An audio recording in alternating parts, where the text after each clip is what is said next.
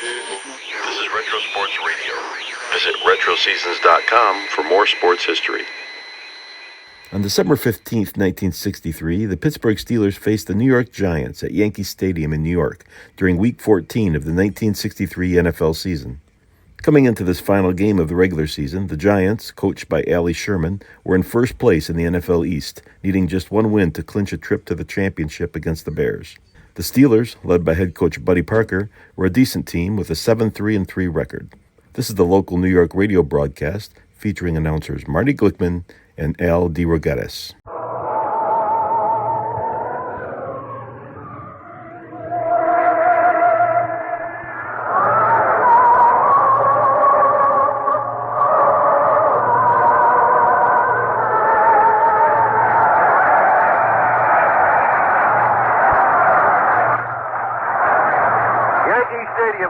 City, the Pittsburgh Steelers and the football Giants. And for the Pittsburgh Steelers, who will receive at left end number 85, Gary Bowman.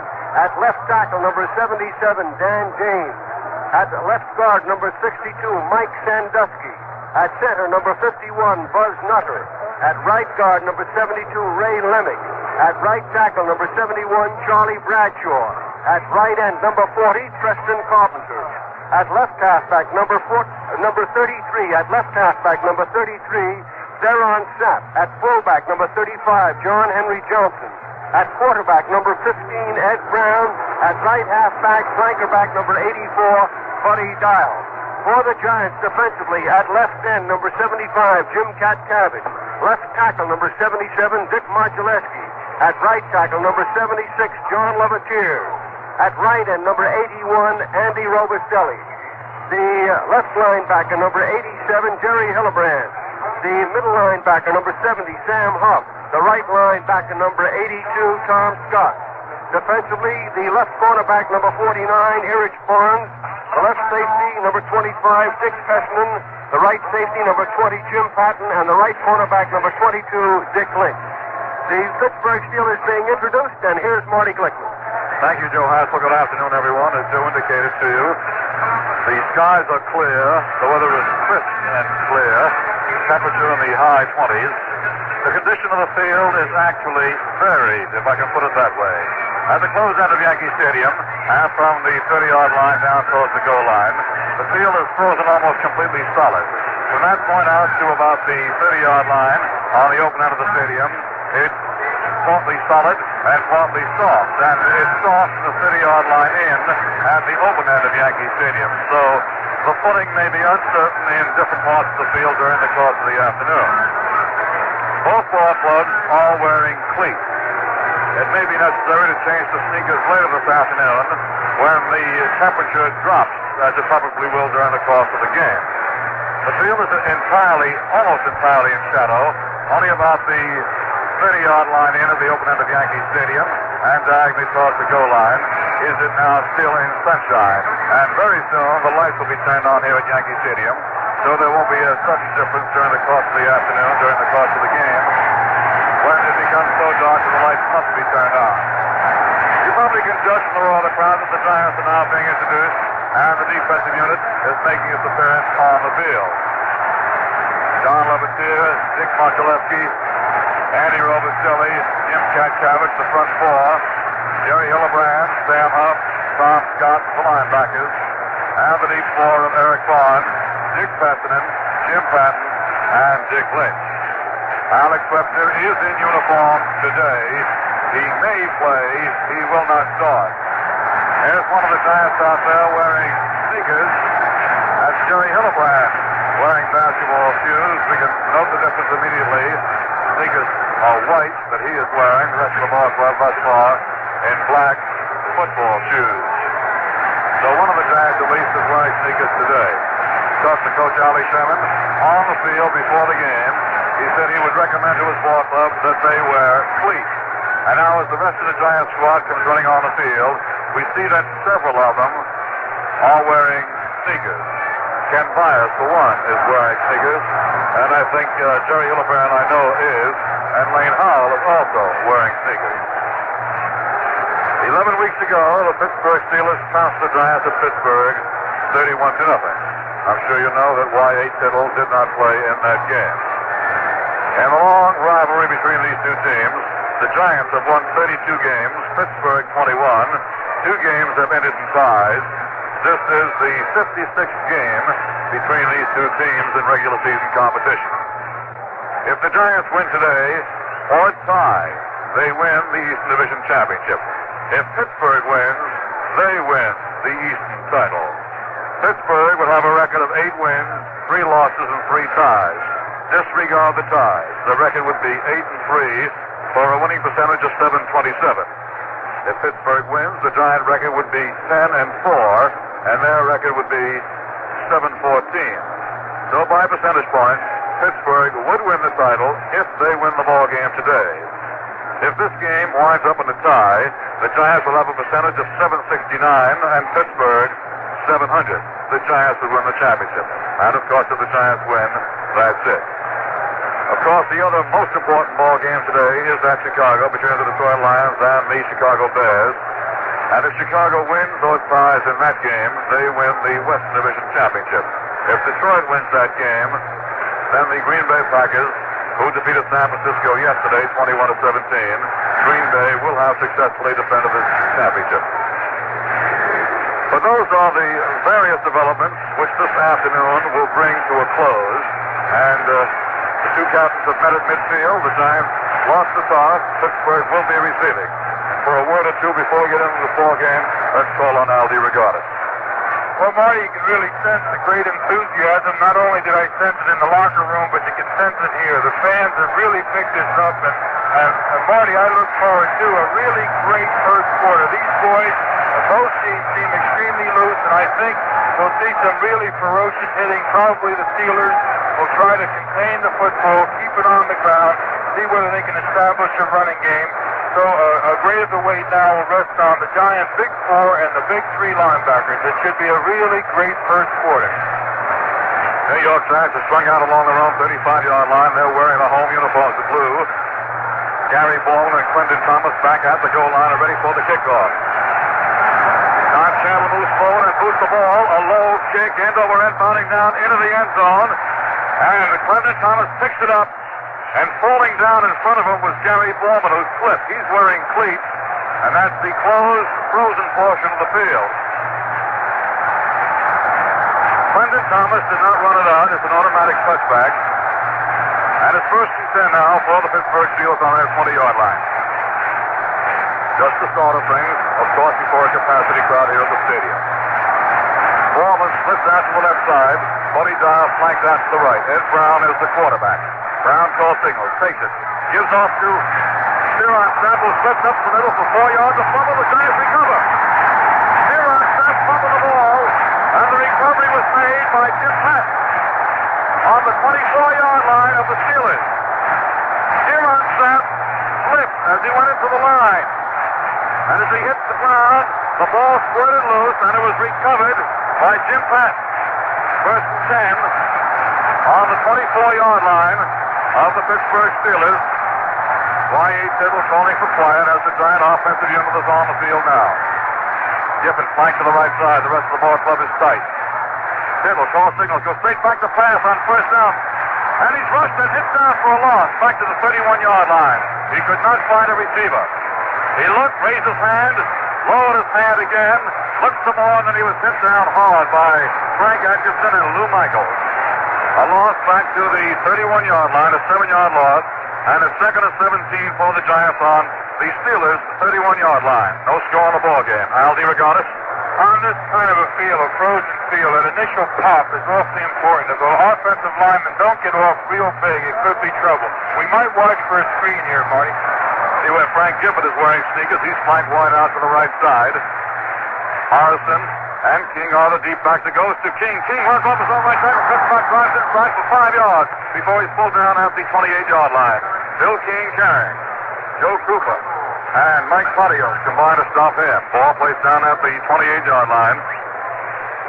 It'll be 3rd and 14 on the Pittsburgh Steelers 28. No score in the football game. The Giants recovering a fumble by Theron Sapp on the opening play on the Steelers' 24-yard line. A Up to the line of scrimmage come the New York Giants now. King and Morrison also wearing sneakers. Going back to pass is Tittle looking downfield. Throws angling to the left. It's incomplete. Through the hands of Dale Schaffner and incomplete as the angle to the left side at the 15-yard line. Dale Schaffner being defended against by Willie Daniel. Here's Don Chandler running on the field now to try a field goal. It's 4th and 14 for the Giants on the Pittsburgh Steelers 28-yard line. The kick will be about 35 yards. The angle is to the left. Kicking in towards the closed end of Yankee Stadium. The wind is not a factor now. A 34-yard attempt. The teams are lined up and set. Griffin will hold. The ball is snapped. Placed down. It's kicked by Chandler. High enough. Deep enough. And it is good. There's Hyman on the field with the score. The Giants 3. The Steelers nothing. At Yankee Stadium before enthused, excited crowd of 63,000. Don Chandler ready to kick off again for the Giants. Thomas and Bowman on the receivers. The kick is high and short. Coming down at about the 15-yard line, and second by Gary Bowman. He runs to his left, up to the 20-yard line. He has Plunkett in front of him. He's downfield, up to midfield, cutting back to his left, up to the 40-yard line of the Giants, down to the 30, and down he goes at the 28-yard line of the Giants. Tackle made by Dick Pessinen. A beautiful run back by Gary Bowman. Taking on his own 15-yard line. Running it down the near sideline, past midfield, to the 28-yard line of the Giants. 1st and 10 for Pittsburgh on the Giants' 28. Those run backs of kickoffs have plagued the Giants all year, and Bowman just ran one back into Giants territory to the Giants' 28. Now Bowman is flanked wide to the right side. Buddy Dial split out to the left side. The deep backs of Sapp and Johnson. The handoff goes to Johnson up the middle for 2, 3 yards. He keeps driving, stealing us out for 4 yards before he stops.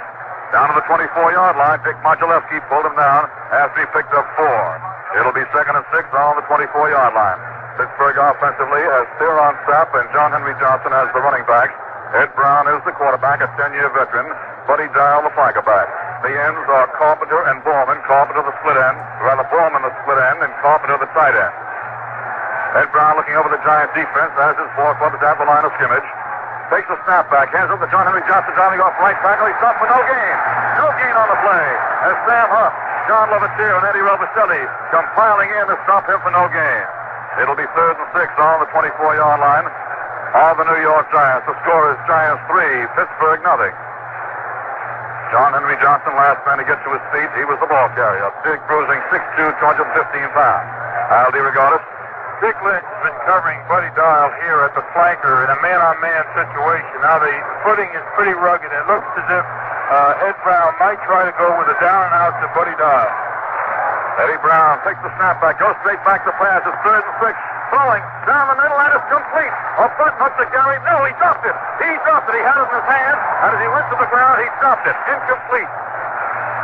Eric Barnes and Jim Patton defending on the play. A butt hook pattern about 10 yards downfield, and he dropped it as he went to the ground. He never had control. So it's 4th and 6 on the 24, and a field goal attempt coming up. Lou Michaels, a left-footed kicker, will try it. It'll be about 30 yards out. Let's see what they set up for it. It's going to be at the 29-yard line. No, 30-yard line it is. At the 30. The angle is to the right. The teams are lined up and set. Signals being called. The ball is snapped. Placed down. Michaels kick. High enough, deep enough. It's no good. No good. It was wide to the right.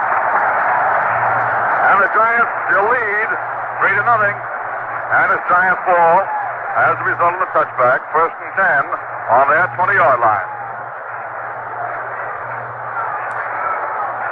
Neither team has been able to pick up a first down thus far. Both ball clubs warming up to this very difficult footing, getting accustomed to it. They haven't been able to move too well thus far, except for Gary Bowman's fine run back of the kickoff. Now Gifford flanks wide to the right. Schaffner split to the left side. King and Morrison are the deep backs. Tittle call signals. And the handoff goes to King. King drives off his own right guard and goes for 4 yards, but a penalty marker is down, as the Steelers might have been offside. Their offensive right tackle, Frank Atkinson, may have been in there. King picked up 5 yards on the play as the ball is placed down on the 25-yard line. And we're waiting for the decision by the officials and the New York Giants. Jack Stroud, offensive captain, elects to accept the penalty, so it'll be 1st and 5 on the 25-yard line. Pittsburgh was offside. It's 1st and 5 for the Giants. On the Giants' 25-yard line, the New York Giants are leading Pittsburgh 3-0. Gifford flanks wide out to the right side. Shotton split about 3 yards to the left. Tittle looking over the defense. Calling signals as he ducks in under the center. Takes the snap back. Hands up to King. He drives off right tackle. Breaks down in the cliff for the moment. Goes forward for 4 yards. More action in a moment. The score, the Giants 3, Pittsburgh nothing. Right now, you've got just enough time to pour yourself another Valentine. Do it. Get that Valentine smile of satisfaction. Enjoy that lively heads-up taste. There's nothing like it to liven up your living. Come on, everybody. Smile. Have a Valentine beer. Second and 1 for the Giants on the New York Giants 29-yard line. Tittle takes the snap back. Gives up to Morrison. Morrison full of the ball. It's loose. Running free. And let's see what the recovery is. Pittsburgh ball. Pittsburgh recovered as Clendon Thomas fell on the ball. Joe Morrison fumbled, and Clendon Thomas recovered for Pittsburgh on the Giants' 33-yard line. So it's Pittsburgh ball, 1st and 10 on the Giants' 33 with the Giants leading 3-0. Al DeRogatis. Defensively, both teams were using an extremely tight 4-3 or 4-4. The idea is to close off the middle, figuring that neither team can really run well to the outside because of the footing. Buddy Dial flanks wide to the right side. Ed Brown goes back to pass on 1st down. Looking downfield, being rushed. He throws, it's loose, and let's see what the recovery is going to be. It's still Pittsburgh ball for a loss. Back on the 38-yard line. As Ed Brown was looking to throw, John Levittier, Andy Robustelli, and Dick Modulescu were in on him. Someone deflected his hand. The ball rolled free, and it was recovered by Mike Sandusky, a guard of the Pittsburgh Steelers, on the 38-yard line, a 5-yard loss. It's 2nd and 15 now for the Pittsburgh Steelers on the Giants' 38-yard line. The Giants leading 3-0. 5 minutes are gone in this first quarter. Buddy Dial flanks wide out to the right side. The rest of the ball club is tight. Ed Brown calls the signal, takes the snap back, hands off now to Sapp. Sapp slips as he cuts upfield, drives for 3-4 yards, and down he goes. He ran to his right, ran off his own right tackle, slipped as he cut upfield, and he was pulled down by Dick Modulescu, John Levittier, and Sam Huff. Ball placed down on the 33-yard line. 5-yard gain. It's 3rd and 10 on the 33 of the New York Giants. Pittsburgh Steelers in possession. The Giants leading 3-0. Dial again flanked to the right side. Ballman split out to the left. Brown, the quarterback, goes straight back to pass on 3rd and long yardage. Throws angling to the left side. It's complete now to the 15-yard line. Running with the ball is Bowman down to the 5, to the goal line. A fumble, a loose ball, the Giants recover.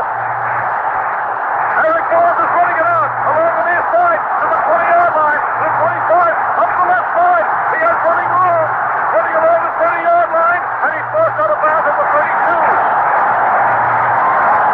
A remarkable play. Gary Bowman hit, fumbled at the goal line, picked up in the end zone by Eric Barnes, and Barnes ran it out up along the near sideline, then cutting to his left along the 30-yard line, and ran out of bounds on the far side at about the 34. Giants ball, 1st and 10 in this wild first quarter.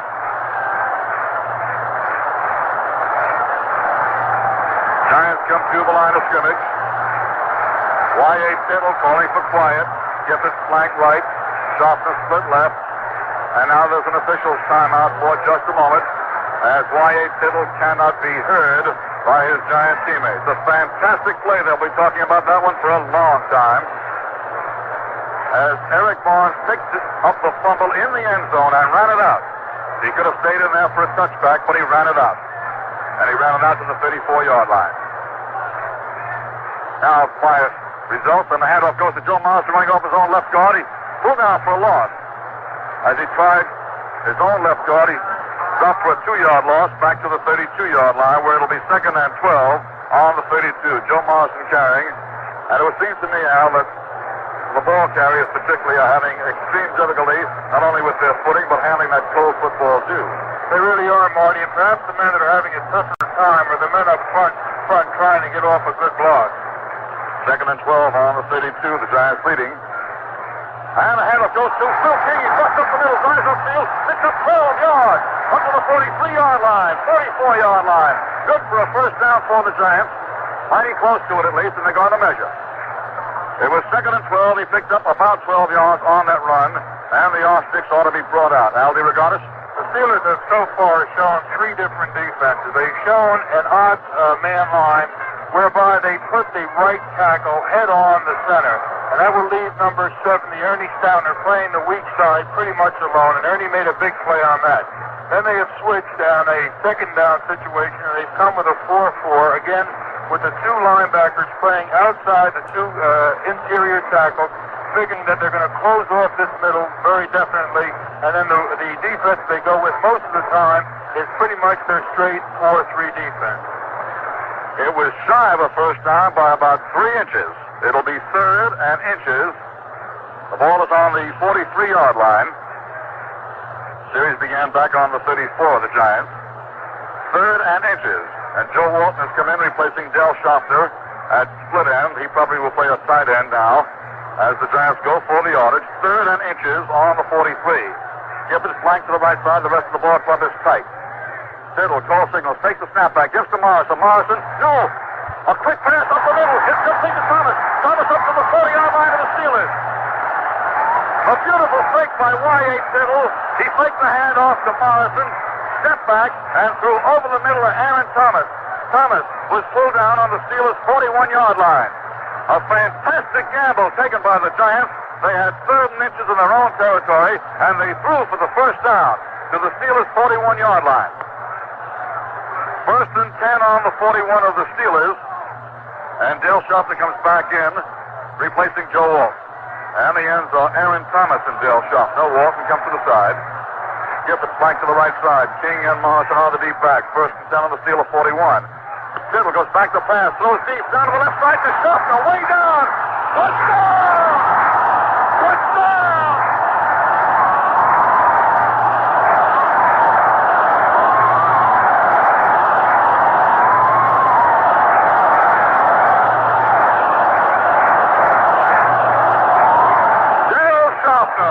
Racing down the left side. Had his man beaten by 4 yards. The ball high in the air. Schaffner racing underneath, racing forward, and he pulled it in at the goal line. A perfect pass by Y.A. Tittle. And the Giants lead 9-0. 1 after 10 coming up. Teams to line up and set. The ball to snap, place down and kick. It hits the crossbar and goes right to the left. It hit the upright on the left side and went wide to the left on the left side. There's time out on the field with the score of the New York Giants 9, the Pittsburgh Steelers 0. Well, here it is December again, and that means holidays and hectic shopping and all too often raw, windy weather. The kind of weather that brings on miserable sore throats and nagging coughs. This year, make sure your holidays are happy days by always having a box of HB Hospital brand cough drops handy. HB cough drops are specially medicated to ease the discomfort of sore throat, relieve the harsh, dry tickling caused by colds or coughing. Made from a scientific formula, HB cough drops have brought soothing comfort to thousands at the first sign of throat irritation. A favorite for over 50 years, HB cough drops come in 2 delicious flavors, regular and wild cherry. You'll find both sealed in cellophane for added protection. Look for them in the clean white HB box at your nearest drugstore or candy counter. Remember, don't let a sore throat or nagging cough spoil the happy holidays ahead. For fast, soothing, medicated relief, get HB Hospital brand cough drops. The happy holiday cough drops. Pick up a box today. Don Chandler ready to kick off now for the New York Giants. That pass play for the touchdown was good for 41 yards. Here's the kickoff. High and fairly short. Coming down to the 15-yard line, a 10-yard line this time. Taken by Clinton Thomas. He races to his right, looking for blockers. Running along the 20-yard line, makes the turn upfield, and he forced out of bounds on the far side of about the 30-yard line. The Giants leading by a score of 9-0. New York Giants moved 66 yards. The touchdown play being a 41-yard pass from Tittle to Schaffner. A beauty. The point after attempt hit the left upright to Don Chandler's left and went out to the left side. No good. So it's 9-0 Giants, and the Pittsburgh Steelers have the ball 1st and 10 on their 31-yard line. Steelers come to the line of scrimmage. Buddy Dial flank wide out to the left side. Ed Brown is the quarterback. He takes the snap back. Hands up to Snap. Snap is pulled down for no gain. Jim Cacavis coming around behind the ball carrier. Steer on Snap and pulling him down for no gain at the 31-yard line. It'll be 2nd and 10 on the 31. Cacavis making a play. Penalty marker was thrown down. Let's see what the call is going to be. It's against the Giants. A 5-yarder called off against the Giants. Looks as though they may have been offside on that play, and here's Al DeRogatis.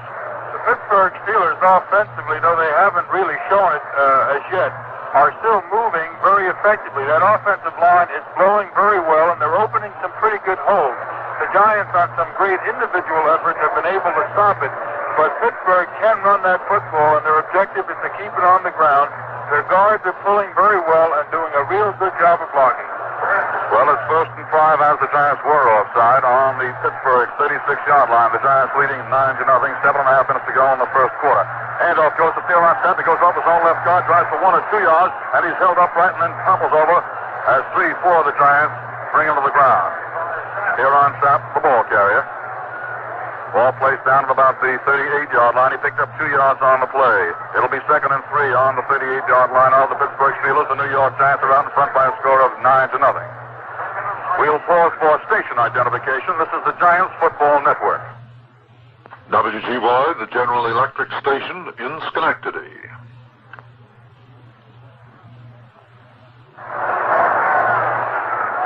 Ed Brown, the quarterback, hands up to John Henry Johnson, who pulls up the middle, goes for 10, 12 yards before he's pulled down. Past midfield to the 48-yard line of the Giants. Big John Henry Johnson pulling up the middle on a straight power play before he was stopped by Jim Patton, Sam Huff, and Dick Pessinen. So it's 1st and 10 now for the Pittsburgh Steelers. The ball is on the 48-yard line of the Giants. The Giants are out in front by a score of 9-0. Fantastic first quarter thus far. Now the Steelers in their white uniforms and black and gold trim go to the line of scrimmage. Flankers are right and left. Brown takes it, goes straight back to pass on 1st down. Good protection. Throws deep down the middle. Intercepted by Pittsburgh. Looks at the 10-yard line. Looks for blocking. He has plenty of room. Up to the 20-yard line. Now to the right side of the 30-yard line. Up to the 40. Still has blocking. And he goes out of bounds at the 44. Dick Wade leading the league in interception. Runs it out of bounds at the 44 for the Giants. The intended receiver on the play was Buddy Dial. Al DeRogatis. Marty, just to show you how adept the Giants are defensively. Now, Jimmy Patton, as soon as the interception was made, knew he had one block, and that was to go for Buddy Dial. But coming upfield, the guy that's the all-pro defensive end, Jim Cacavis, put on a real big block to shake Dick loose for a few more yards. 1st and 10 for the Giants on their 44-yard line. Going back to pass is Tittle. He's rushed. He fumbled the ball. It's loose. Rolling free. And let's see who recovers. It may be the Giants recover. They did. The Giants did recover. Tittle rolling out to his right, was hit as he went back. The ball popped free. Andy Russell, the man who hit him, as he shot the gap. Recovery made by Greg Lawson on the play, back on the 30-yard line. It's a 14-yard loss. So it'll be 2nd and 24 for the Giants on the Giants' 30-yard line. Red dogging on the play was Russell, who came charging in, and as Tittle turned, he was hit. The ball popped away. Well, it's 2nd and 24 on the Giants' 30. That ball is tough to handle today. Tittle takes it.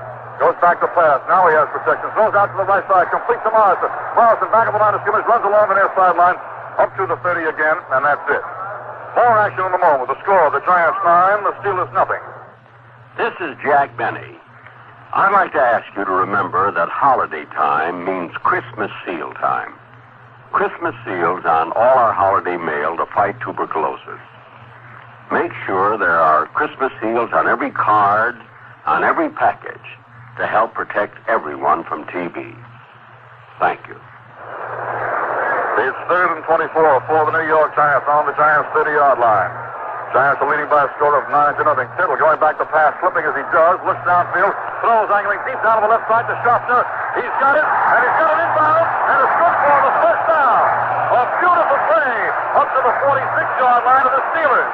A marvelous play by Y.A. Tittle and Del Schaffner. A down-and-out pattern for just at the sideline, just far enough for the 1st down by a foot. How's that for precision? Aldi Regatas. That was great for precision, Marty, but I'm sure no one envies the defensive halfbacks. It's an awfully tough job to try to cover anyone on this kind of a field. The offensive man does have the big advantage. Well, 5 minutes and 15 seconds remain in this first quarter, and time has been called on the field. There'll be more action in the moment. The score of the New York Giants 9, the Pittsburgh Steelers nothing. Here's a gift suggestion for the men on your Christmas list. Famous Milder White Owl cigars come beautifully gift wrapped. There's an attractive range of prices, too. Just $1.68 to $4.75. Give White Owl at food, drug, and tobacco stores.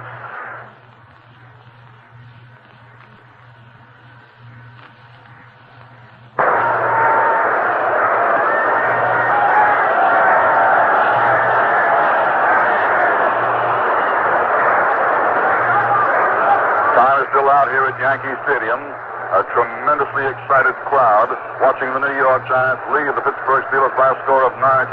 At Chicago, in the first period, the Chicago Bears lead the Detroit Lions 3-0. Aldi Regatas.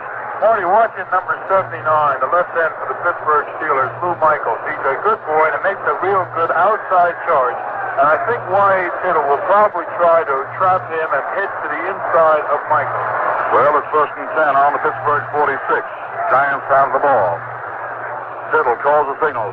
Hands are up to Morrison. Morrison drives up to the line of scrimmage, picks up 3-4 yards before he stops. Goes down to about the 41-yard line, all the 42, and he stopped at the right side by Mike Patios, the middle linebacker.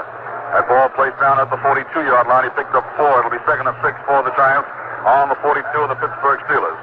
New York Giants scored on a field goal by Don Chandler of 34 yards and a 41-yard touchdown pass from Tittle to Schaffner. For Tittle, his 34th touchdown pass of the year, and he has thus set a new record for touchdown passes in one season.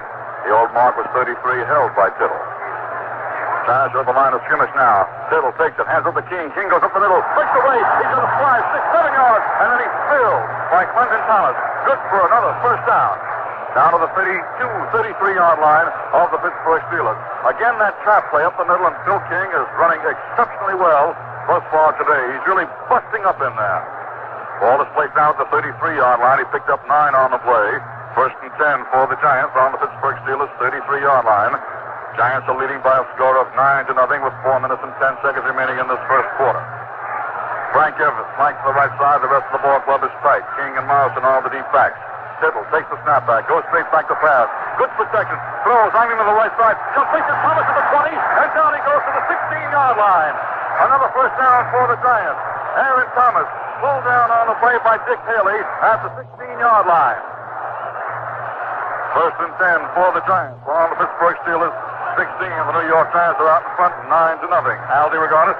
Willie Daniels, number 44, playing the right corner halfback for the Steelers, is moving right up to the line of scrimmage.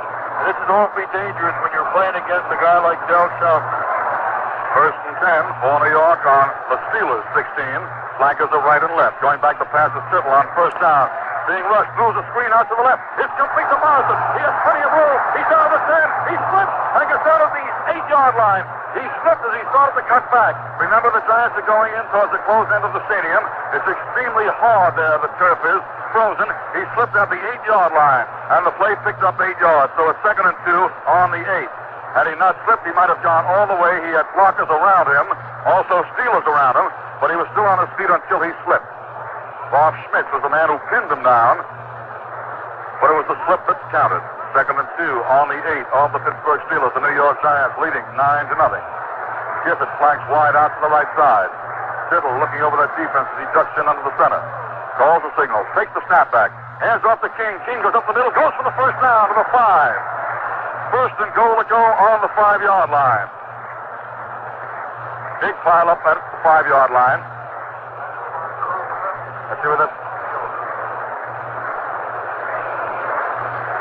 They're going to measure once again. And it looks as though it's clearly a first down, and some of the crowd is dissatisfied as the nose of the ball seems to be resting on the 5-yard line, and the R6 are being brought out. The R6 was short of the 5-yard line, or so it seemed. At any rate, the Giants lead 9-0. The R6 are out there now. Jack Stroud and Y.A. Tittle along with the officials and all of the Steelers looking at it. It is the first down. So it's first and goal to go on the 5. Yes, Al?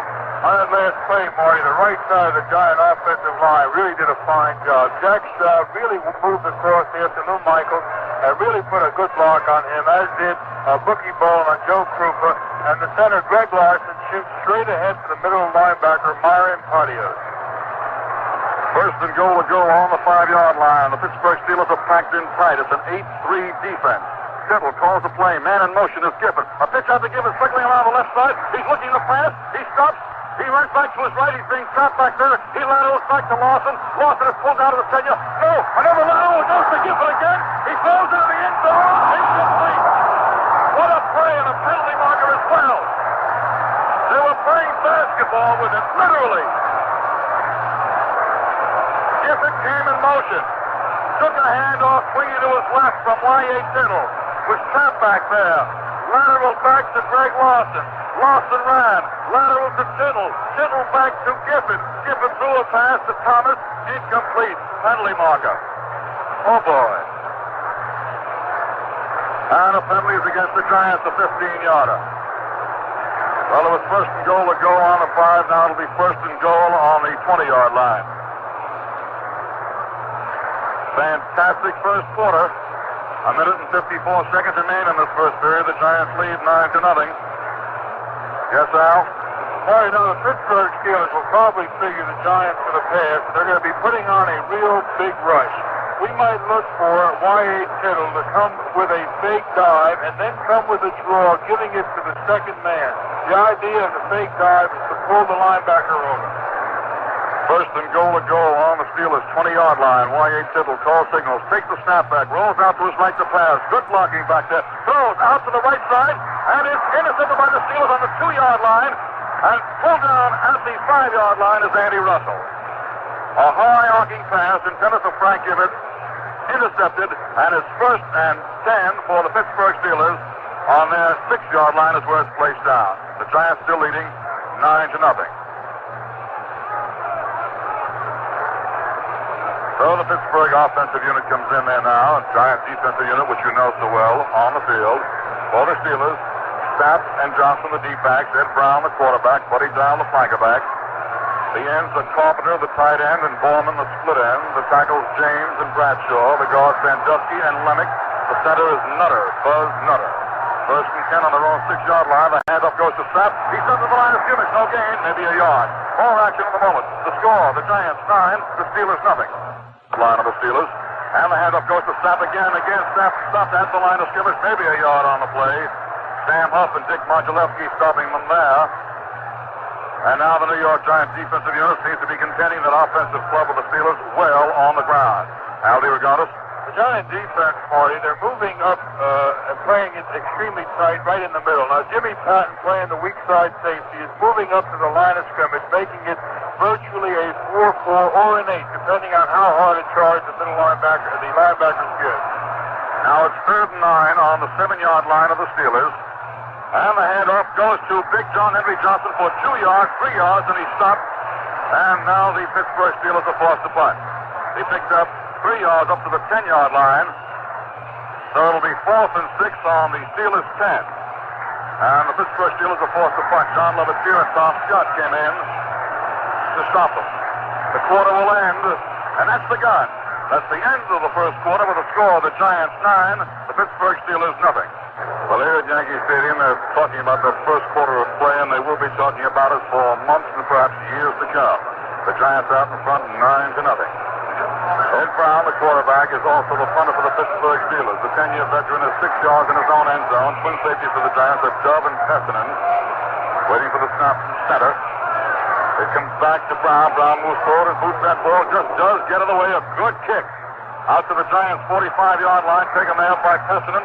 He moves upfield for 8 yards and down he goes in Steelers territory at the Steelers' 47-yard line. Buzz Nutter, the center, led the defensive charge. So it's 1st and 10 for the Giants in Steelers territory on the Pittsburgh 47-yard line. Giants out in front 9-0. Giants scoring on the field goal of 34 yards by Don Chandler and a 41-yard touchdown pass, Tittle to Schottner. 1st and 10 for New York on Pittsburgh's 47. Y.A. Tittle calls the signals. takes the snap back. Hands off to King, swinging wide to his left. Makes the turn upfield, and he pulls out, picking up 1 yard on the play at the 46-yard line. Willie Daniel came up fast from his right corner position to make the tackle. A good one on Phil King. It's 2nd and 9 on the 46. Phil King carrying the ball. In the second quarter at Chicago, the Bears still lead the Detroit Lions 3-0. In other games in the second period, Baltimore 10, Los Angeles nothing. Minnesota 13, Philadelphia 6 in the third quarter. 2nd and 9 on the 46. Gifford flanked to the right side of Tittle. Goes back to pass. Looks downfield. Throws down the middle. Incomplete through the hands of Del Shofter. A front hook about 15 yards downfield. Shofter racing downfield, spinning around and stopping. The pass went through his hands, high over his head. Incomplete. Willie Daniel defending. So it's 3rd and 9 on the 46. Of the Pittsburgh Steelers, the New York Giants ahead 9-0 in the opening minute of the second quarter of play. The Giants now moving towards the open end of Yankee Stadium. Giants in their home uniforms are blue with white and red trim. Pittsburgh Steelers in white with black and gold trim. New York Giants still huddled up. Y.A. Tittle breaks the huddle now. Gifford runs out to the right side as a flanker. Sharpness flips to the left side. The running backs are King and Morrison. Tittle calls the signals. Takes the snap back. Goes straight back to pass. Steps into the pocket. Throws. It's complete to Gifford. A penalty marker is thrown down. A penalty marker is down, and it may be the play will be nullified. Let's see what the call is going to be. It's mighty close to a first down. And they're pointing, gesticulating. And the ball is being brought back. And a 15-yarder is being marked off against the Giants for offensive holding, I believe. It is back to the 28-yard line. A 15-yarder it is. We're waiting for the signal from referee Norman Schachter. Still waiting for the signal. Now let's see what the call is now. We still don't get a signal. We know the ball is back to the 28-yard line. No signal from the official. Obviously, offensive holding. Al DeRogatis. Willie Daniel, number 44, and Glendon Thomas, number 28, are double covering Del Shofter here on the left side. And it would look as if Y.A. Tittle's man will have to be Aaron Thomas, so we might keep our eye on Aaron. Third and very long yardage for the Giants. The ball is on their 28-yard line. Tittle on a draw play to Joe Morrison looking for running room. He stumbles, runs out to the right, and he's thrown back there for a loss. Back to the 24-yard line. A 4-yard loss on the play. And now the Giant punting unit comes on the field. New York Giants in front of Pittsburgh by a score of 9-0. 13 minutes and 18 seconds remain in this first half. Don Chandler punting out towards left center field. Twin safeties for the Pittsburgh Steelers are Glendon Thomas and Dick Haley. They're back around their own 30-yard line. Chandler standing on his own 10. He gets the snap from center, moves forward, and boots that ball. A pretty kick. A perfect spiral deep. Going out to the 25-yard line, taken out by Dick Haley. He runs to his left, and he's driven by 3 of the Giants. Pulling him down. Lane Howell leading the defensive charge. Back at about the 32-yard line. 30-yard line it is. More action in a moment. The score, the Giants 9, the Steelers nothing. Don't let an irritating cough or sore throat spoil the holidays ahead. Get soothing comfort from HB Hospital brand cough drops, the Happy Holiday cough drops. A favorite for over 50 years, HB cough drops are medicated for fast, sure relief. Look for them in the clean white HB box at your nearest drug or candy counter. Get HB Hospital brand, the Happy Holiday cough drops. For 2 yards on the play, more than that, 4 yards on the play up to the 34-yard line. As he drove up the middle, stopped finally by Jim Patton and Dick Pessinen. 2nd and 6 on the 34 as the Pittsburgh Steelers go to the line of scrimmage. Buddy Dyer flanked out to the right side. Gary Bowman split to the left. The running backs are Johnson and Sapp. And the handoff goes to Johnson. Johnson up the middle, stuck to the line of scrimmage. No gain. Maybe a yard or two as the big pile-up developed. Falling forward for 2 yards up to the 36-yard line. It'll be 3rd and 4 on the 36. New York Giants out in front by a score of 9-0. Substitution, Johnny Powers comes into the lineup, replacing Gary Bowman at end for the Pittsburgh Steelers. Third and 4 on the 36 of the Pittsburgh Steelers. Big play coming up for both ball clubs as the Giants lead 9-0. 4 minutes are gone in this second quarter. Line of the Steelers. The ball is resting on the 40-yard line. It should be a first down. Josh Fisher out there now. And the Giants around it. It is a first down. First and 10 for Pittsburgh on the Pittsburgh 40-yard line. How do you regard it? Up to this point, the Steelers haven't gambled at all. They're figuring strictly ball control, keeping that football on the ground. On that last play, the Giants had virtually the entire squad up to the line of scrimmage, but still he hit right up in there, but he did make the first. First and 10 on the 40. Brown ducks in under the center, takes the snap back, hands up to Steele on snap, trying to flickle his own left end. He's trying to make the turn upfield. He picks up 4 or 5 yards, and down he goes. Picking up 5 yards on the play, up to the 45. Trying to pickle his own left end. Dick Pessinen coming up strong to make that tackle. Ball placed down at the 46-yard line. It'll be second and 4 on the 46 of the Pittsburgh Steelers. The Giants are out in front 9-0. For Pittsburgh, their running backs are Theron Sapp and John Henry Johnson. Sapp, a 5-year veteran out of Georgia, 6'1" and 200 pounds. And John Henry Johnson, who's 6'2" and 215 out of Arizona State. Second and 4 on the 46. Buddy Dial flanked out to the right side. The handoff to John Henry Johnson up the middle. He's stuffed for no gain. Big pile up, no gain. Jim Patton coming in to help out with John Levitier. They give him 1 yard on him. Let's see what the call is. Apparently, one of the Steelers saying something to one of the Giants and pointing at each other, and the crowd is picking up the signs and gesticulations of the two ball clubs. 1 yard gain on the play. Aldi Regatas. The strategy on the play was pretty good, Marty. Gary Bowman was intending, or at least trying to put on a fake block. He didn't do a very good job, other than the Giants were able to come over and cover. Ed Brown dropping back to his own 32-yard line. For the snap from center, twin safeties for the Giants. There's the kick. A low twisting spiral coming down to the 20-yard line. Taken there by Eddie Dove. He goes up the middle for 5, 6 yards. A fumble, a loose ball. Let's see what the recovery is. Pittsburgh. More action in a moment. The score, the Giants 9, Pittsburgh nothing. Young lady, every college graduate should become familiar with the opportunity for patriotic service offered by the Navy Wave Officer Program. To serve your country proudly as women officers in the United States Navy, see your recruiter today and learn all about service in the United States Navy. And for the Pittsburgh Steelers on the Giants' 24-yard line, Buzz Nutter made the recovery of the fumble. Dial flanked to the right side. The handoff goes to Theron Sapp. Sapp stopped at the line of scrimmage, drive forward for 1 yard before Dick Monteleschi comes busting through to lead the defensive charge. Jerry Hillebrand in on the play along with Andy Robicelli, but Dick Monteleschi down at the bottom of the pile. It's second and 9 on the 23-yard line of the Giants. The Giants are out in front by a score of 9-0. The Pittsburgh Steelers driving in towards the closed end of Yankee Stadium. The entire field is now in shadow. Though it may be breezy in your neighborhood right now, down on the well of the stadium, the wind is no factor as of this moment. Ed Brown takes it, goes back to pass on second down, throws down the middle. It's complete to Bowman at the 15-yard line, and he's pulled down to the 15 by Jim Patton. Ball placed down at the 14-yard line, and it's mighty close to a first down, and they measure for this one again.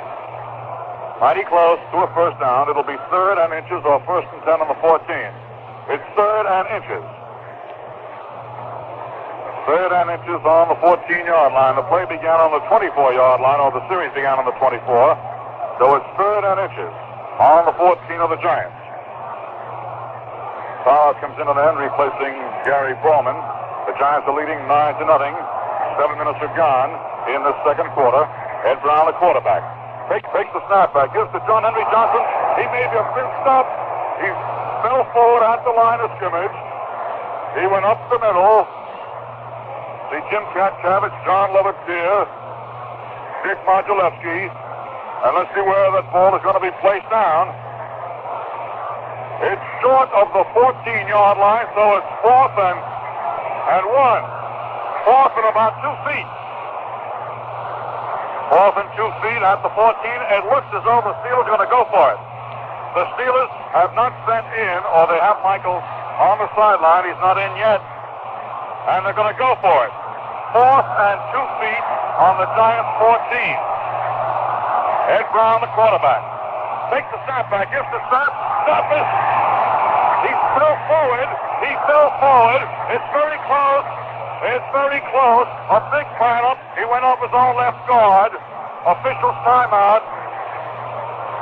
The big pileup stopped at the 15 and fell to about the 14. It looks as though it's short. They're going to measure, but it looks as though it's short. The ball is still shy of the 14-yard line. The yardsticks ought to be brought out, but it looks as though it's shy. Yardsticks are being brought out. What a football game this is. And it is short. Giant ball. A magnificent stand by the Giant defensive unit. 3 attempts at the line, and they failed to make 1 foot. Al DeRogatis. You're right, Marty. Defensively, the Giants did a real great job. The unfortunate thing for anybody carrying the ball, however, it's impossible to make that cut to the outside. It might have been a little open for Theron. 1st and 10 on the 14-yard line of the Giants. The Giants in possession. The handoff goes to Phil King. He busts up his own line tackle for 2 yards up to the 16-yard line where he stopped. It'll be 2nd and 8 on the 16. New York Giants offensively with Del Schaffner and Aaron Thomas at the ends. Rosie Brown and Jack Stroud all the tackles. Darrell Dess and Bookie Bolden the guards. Greg Lawson is the center. And Lane Howell is up off the bench. He'd come in for Jack Stroud if he goes in. The backs are King and Morrison, the running backs. Webster is ready, but he's not played yet. Gifford is the flanker back. And Yelverton, Abraham Tittle, the quarterback. Schaffner split out to the left side. 2nd and 8 on the Giants' 16-yard line. The Giants leading 9-0. Tittle calls the play. Goes back to pass. Throws the ball, and it's incomplete. He started to throw, and as he threw his rear foot that he plants back there slipped. He was looking for Del Schaffner, and the ball actually was thrown down at his own feet. At Schaffner's feet, or rather at Tittle's feet. He slipped as he threw the ball. And the ball sort of spun crazily out of his hands at Tittle's feet. And it's ruled incomplete. Jack Stroud comes out of the lineup, and Lane Howell comes in. Lane Howell comes in to play tackle. It's 3rd and 8 on the 16-yard line. Schaffner split wide out to the left side. The Giants leading 9-0. 6:15 to go in this first half. Tittle may be calling an automatic. Ducks it into the center. Takes the snap back. Hands off to Morrison. Morrison busts out to the right, goes for 4 yards, and he stops. All action in the moment. The score, the Giants 9, the Steelers nothing. The men on your Christmas list will like your idea of White Owl cigars. You'll find them at your local drug, food, and tobacco stores in beautiful Christmas packaging. And with a wide range of prices, $1.68 to $4.75. Give White Owl, and you'll make any man's Christmas a merry one. It's 4th and 6 on the 18-yard line. Don Chandler is in his punt formation. He's waiting on his own 4-yard line. Gets the snap from center and boots that ball. A high floater, not too deep. Coming down in midfield.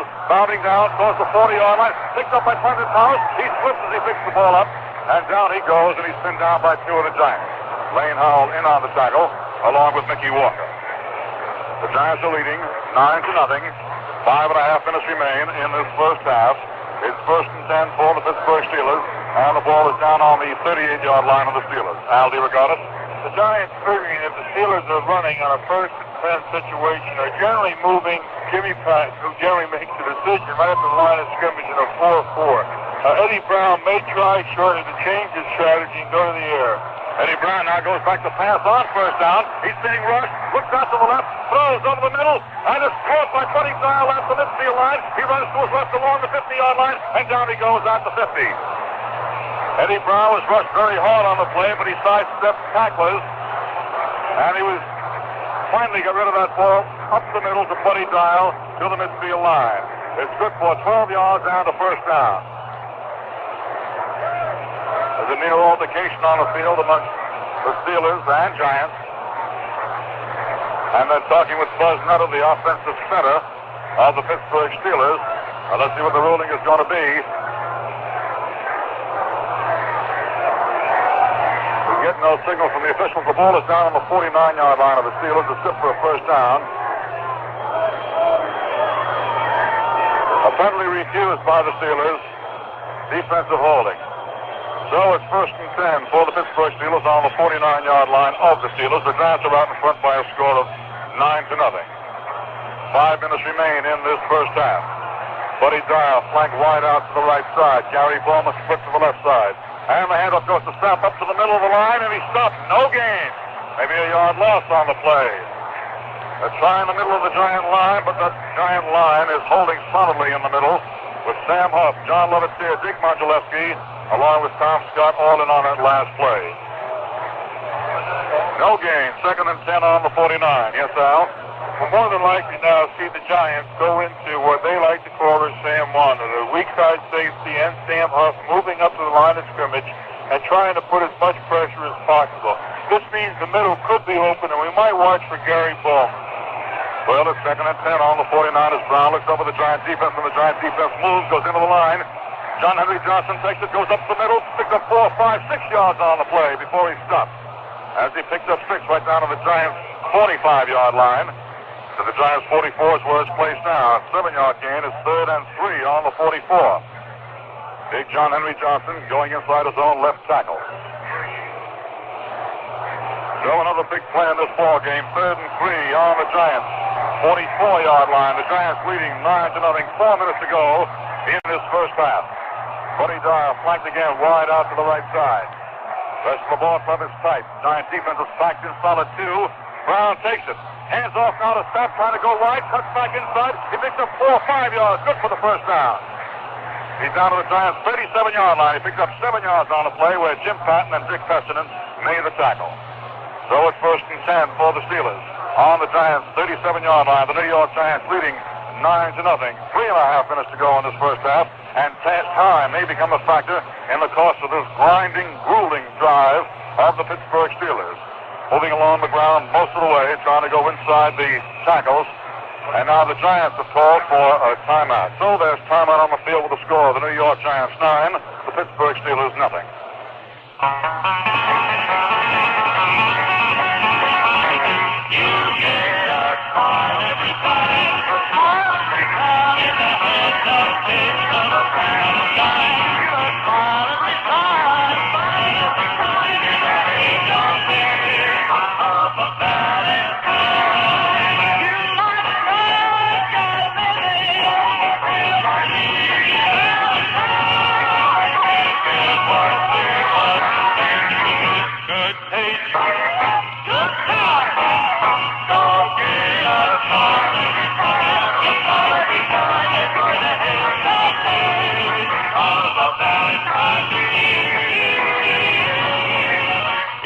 Every time you taste a cold Valentine, you get that smile of satisfaction.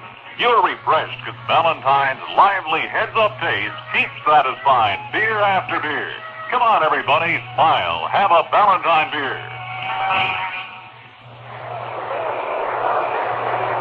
At Yankee Stadium in New York City, Marty Glickman reporting along with Al DeRogatis and Joe Hassel with 3 minutes and 23 seconds remaining in this first half. The Steelers have the ball, 1st and 10 on the Giants' 37. The Giants have the lead, 9-0.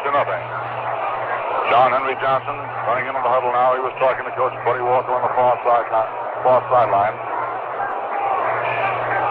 Buddy Parker, rather. Up to the line of scrimmage now come the Steelers.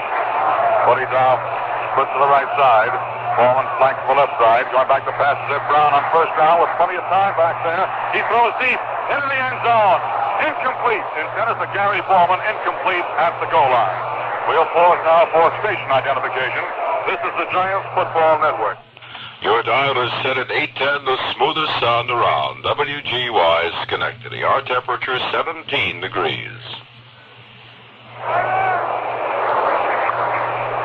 That was one of the few times in the ball game that Ed Brown had plenty of time to throw, but he overthrew Gary Bowman. Yes, Al? Now, the Giants had a bit of an outside rush, Marty. If there's one guy in the National Football League that can really run the draw, it's John Henry Johnson. So it's going to be interesting to see how Sam Huff should play him if this should develop. 2nd and 10 on the 37. And there's a header for John Henry up the middle. He played it most interestingly. A 1-yard loss on the plate of the 38-yard line. Sam Huff driving in along with Tom Scott. Scott leading the defensive charge. No gain on the play, not a 1-yard loss, but at the line of scrimmage, John Henry was met solidly by Tom Scott and Sam Huff. There on step, runs to the sideline, and Dick Hope replaces him in the lineup in the backfield. It'll be 3rd and 10 on the 37-yard line of the Steelers. It's a shotgun formation, flankers are left and right. Ed Brown, 8 yards back of the center. Gets the snap from center, goes back to pass, throws right down the middle, and it's dropped by Jimmy Patton. He had it in his hands at the 20-yard line. He fumbled the ball and dropped it, and Jimmy is unhappy about it. So it's 4th and 10 on the 37. That was a shotgun formation, flankers and split end. A passing formation, and the pass was thrown downfield, intended for Gary Bowman, but Jim Patton almost intercepted. He knocked it down. And it's 4th and 10 on the 37. Here's a long field goal attempt coming up. A 42-yarder. 43 yards. 43 yards. The angle is to the left. Jimmy Patton is the only man back there. The ball is snap, placed down, it's fumble, it's loose, rolling around, and Giants recover. Giants have the ball on the 43-yard line, and it's 1st and 10 for New York. The ball is fumbled. Fumble by Bill Nelson, who was trying to hold. And Sam Huff and John Lovett came barreling through. And it's 1st and 10 for the Giants on the Giants 42. 2 minutes and 28 seconds remain in the first half. The Giants are out in front by a score of 9-0. Skip is flanked wide to the right side. Dale Sharpner split to the left side. Running back to Morrison and King. Tittle calls the play, takes it, goes back to pass, fake short, throws deep down to the left side to Sharpner. He's got it at the 15. He's down at the 12. A beauty to Dale Sharpner. Y.A. Tittle throwing to Dale Sharpner at the 13-yard line, his last place down. The tackle by Willie Daniel. Aldi regarded the beauty of the play already happened. A great catch actually by Dell, a wonderful pass by Y.A. Tittle, but there was a fake draw into the line. That meant that Glendon Thomas, who was playing the weak side safety, couldn't peel off on Del Sharpner late. And as long as that draw held him, Del Sharpner was able to complete that down fly pattern with a look in. Del Sharpner has come to the sideline, and he's being helped to the sideline. He may have hurt his hand or shoulder. And he's sitting on the bench on the near side. Joe Walton has replaced him in the lineup, which means that Walton will play the tight end, and Aaron Thomas will play the split end. But Del Sharpner was way out in the clear again. The pass actually was a little bit underthrown. He had to wait for it. It was a little wobbly, unusual for Y.A. And the play covered 45 yards. And now it's 1st and 10 for the Giants on the Pittsburgh Steelers 13-yard line. 2 minutes remain in the first half. The Giants are out in front 9-0. And the New York Giants, with time taken, are huddled up around Y.A. Tittle. Joe Walton joining in the huddle.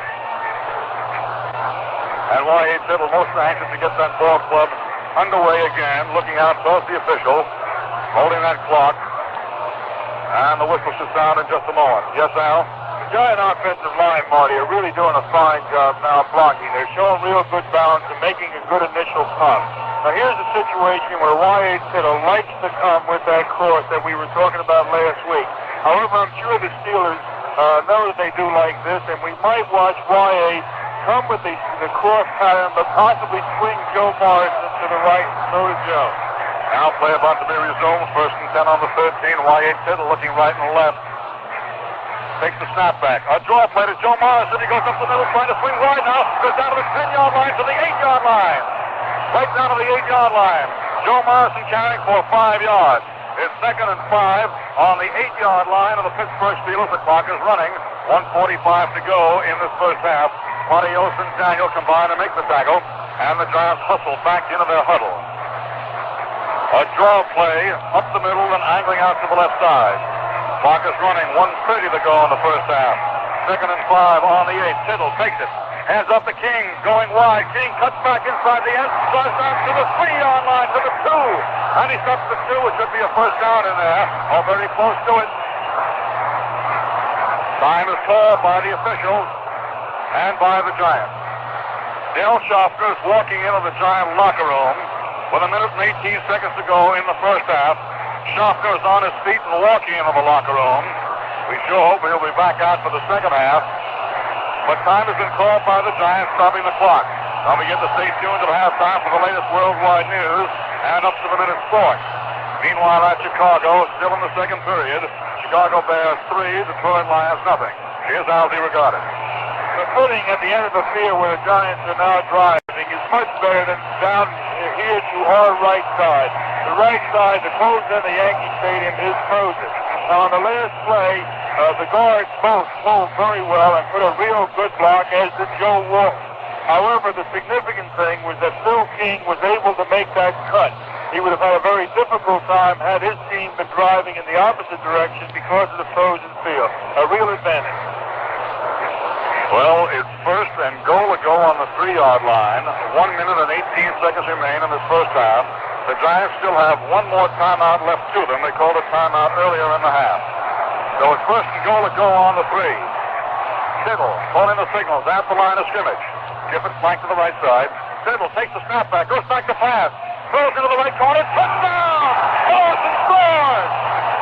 A touchdown into the right corner. And Roy A. Tittle goes running off, snapping his hand as if to say, attaboy, attaboy. Tremendous spirit by the Giants and their fans here. The Giants are leading 15-0. Meanwhile, Del Schofter has gone back into the locker room, and as he walked into the Yankee dugout and into the locker room, the fans there rose and gave him an ovation. 1 after 10 coming up. Teams are lined up instead. Griffin will hold, Chandler will boot, ball is placed down and kicked us up, and it is good. There's timeout on the field with the score. The New York Giants 16, the Pittsburgh Steelers nothing. When it came to defending home or country, the woman's role was traditionally passive. But the defense of freedom today requires such a complex structure that there are numerous opportunities for the American woman to take an active part in the service of her country. For the college graduate, these opportunities are even more inviting because she is eligible to serve as an officer in our Navy Waves. Today, all America recognizes the Wave officer as a woman who is more than dedicated to the heritage of her country. She has seen her duty and done something about it. She has told her Navy recruiter that she has wanted an honorable role, one with responsibility, one that she could fill with pride. She told her Navy recruiter she would like to become a Wave officer.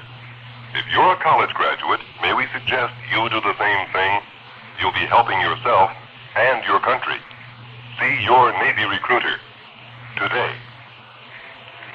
At Yankee Stadium, Marty Glickman along with Al DeRogatis and Joe Hassel. 1 minute and 13 seconds remain in the first half. The Giants are out in front 16-0. Ready to kick off now is John Chandler for the Giants. Twin safeties are Thomas and Bowman at the goal line. Here's the booth. It's short. Coming out of about the 15-yard line and is taken there by Bowman. Bowman runs to his right. Up to the 20. He slips at the 28-yard line and down he goes. Pinned down by Eric Barnes. Eric Barnes in on the tackle and it's 1st and 10 for the Pittsburgh Steelers. Ball is on the 29-yard line of the Steelers. Giants are out in front by a score of 16-0. Now the clock is put back in motion again. 1 minute and 5 seconds to go in this first half. Up to the line of scrimmage come the white-clad Pittsburgh Steelers, moving in towards the closed end of Yankee Stadium. Buddy Dyer flanked out to the left side. Ed Brown, the quarterback. Brown takes it. Hands off down to Bowman on an end-around play. Bowman going wide around his own left side, trying to make the turn upfield, and he runs out of bounds at the 39-yard line. Picked up 10 yards on the play, and he couldn't stop. He jumped over the fence, a restraining barrier, back of the bench, because of the hard condition of the field, and into the snowy portion of the field, well back off the playing field.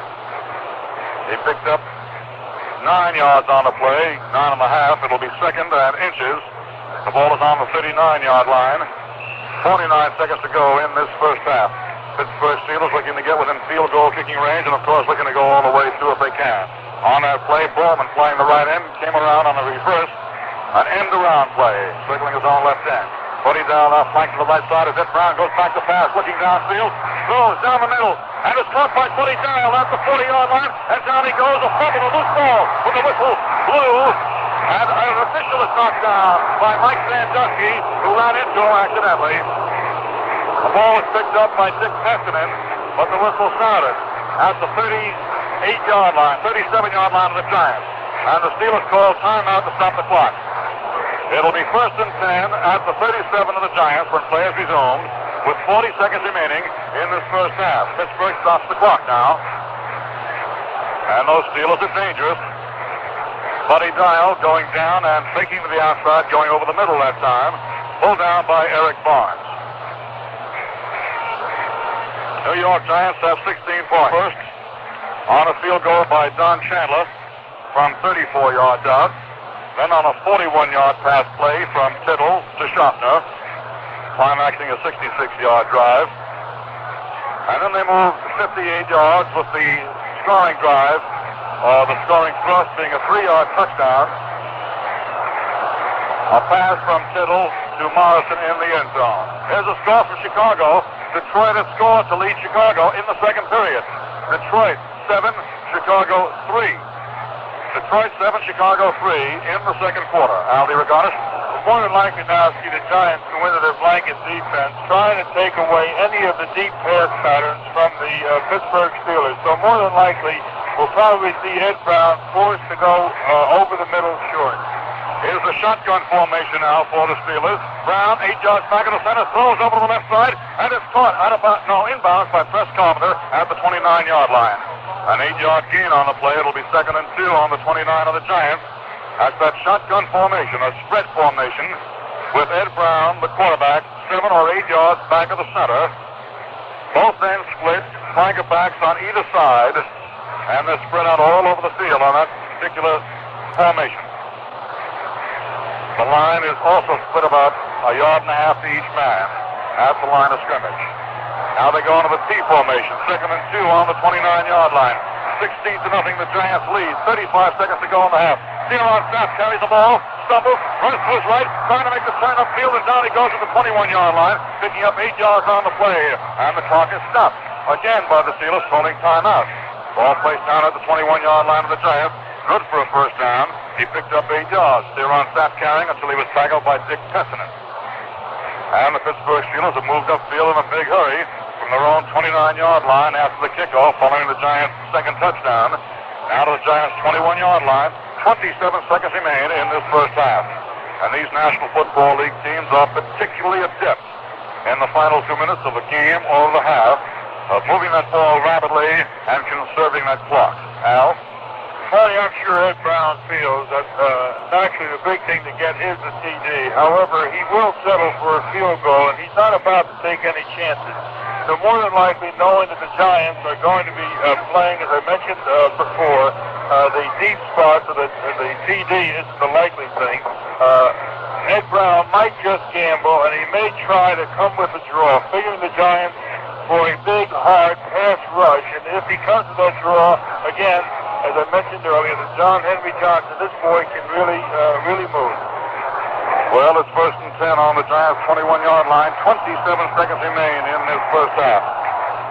Brown at the T formation has flankers right and left. Takes the snap back, goes back to pass, looks downfield, throws near the goal line, incomplete, short. Intended for Gary Bowman, covered by Dick Lynch, and it was short, falling at the goal line, with Bowman about 3 yards in the end zone, and Dick Lynch covering Bowman. So it's second and 10 for the Pittsburgh Steelers on the Giants' 21-yard line. 22 seconds remain in this first half. And each time the play develops, you can hear the roar and the rise from the crowd. And perhaps yours truly do. No perhaps about it. Second and 10 on the 21-yard line of the New York Giants. The Giants are out in front 16-0. 22 seconds to go in the first half. Flankers are left and right. Brown takes it. Takes the handoff, goes back to pass, throws angling deep into the left corner. Incomplete to Ballman again. Incomplete, deep into the left corner. So it'll be 3rd and 10 on the 21. And as you said, Al, he's taking no chances. He's throwing that ball real deep. And making sure that there are no blue jerseys where that football is headed. Well, it's 3rd and 10 on the 21. If they fail to make the first down or the touchdown on this play, the field goal attempt will be about 26 yards out. Or 27. See where they place it down. But that is still one play away. 17 seconds to go in this first half. 16-0, the New York Giants lead the Pittsburgh Steelers. 3rd and 10 on the 21. Brown takes it, goes back to pass. Looking downfield, being rushed, throws. The pass at the goal line, incomplete. So it's 4th and 10 on the 21. And Lou Michaels comes jogging in from the far side.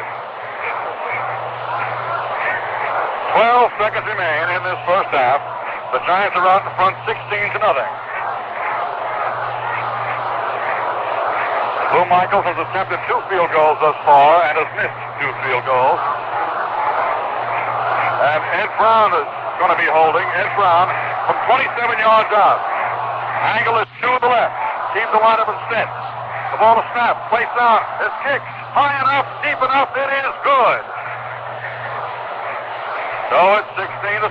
And those Pittsburgh Steelers moved from their own 29 down to the Giants' 21. And it all came within the last 2 minutes.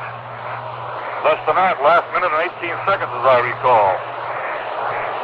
They really moved that ball smartly. And it's 16-3 now, with just 7 seconds remaining in this first half.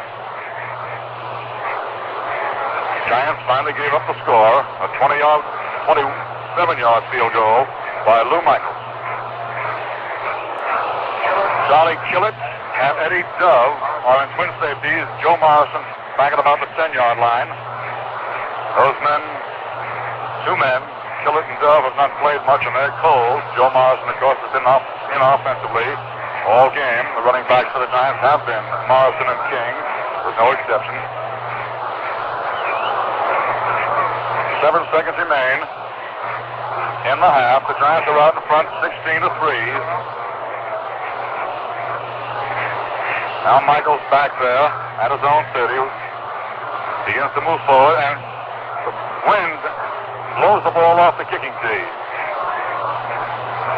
There are occasional swirling whirlpools of wind on the field, and that time it blew the football off the kicking tee. Now it's set up again. Michaels moves forward to boot it, and he does. A floater coming down near the 10-yard line. Joe Morrison fumbles it and picks it up again on the 15 and the 20-yard line. Cuts inside of one man and another man to the 20, the 25. Battle forward, he loses his helmet, and down he goes. At the 28-yard line, the gun should sound, ending this half. The clock has stopped showing 1 second as the ball has changed hands, but as soon as it's put back in, that gun should sound.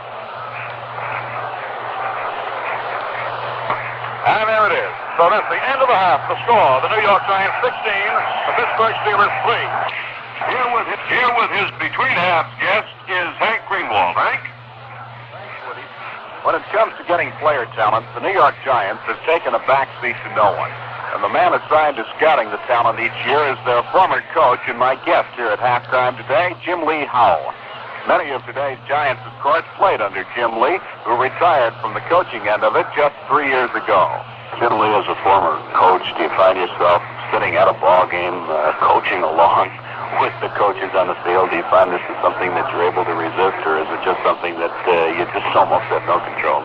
Oh, no. I'm pretty much a spectator, although I think I'm better than most spectators in that I do have a little more background than they have in the ball game. And I do notice as I watch the game, some fellow's out of position, or he's not playing his position quite correctly. And I just think what I would do if I would have been running a ball club in that situation. Not to second guess anyone, but I see that quite often now you think to see this thing happen 2 or 3 times, and pretty soon, why, you see that all the coaches on both sides are alert, and here they come, and you see the play that you're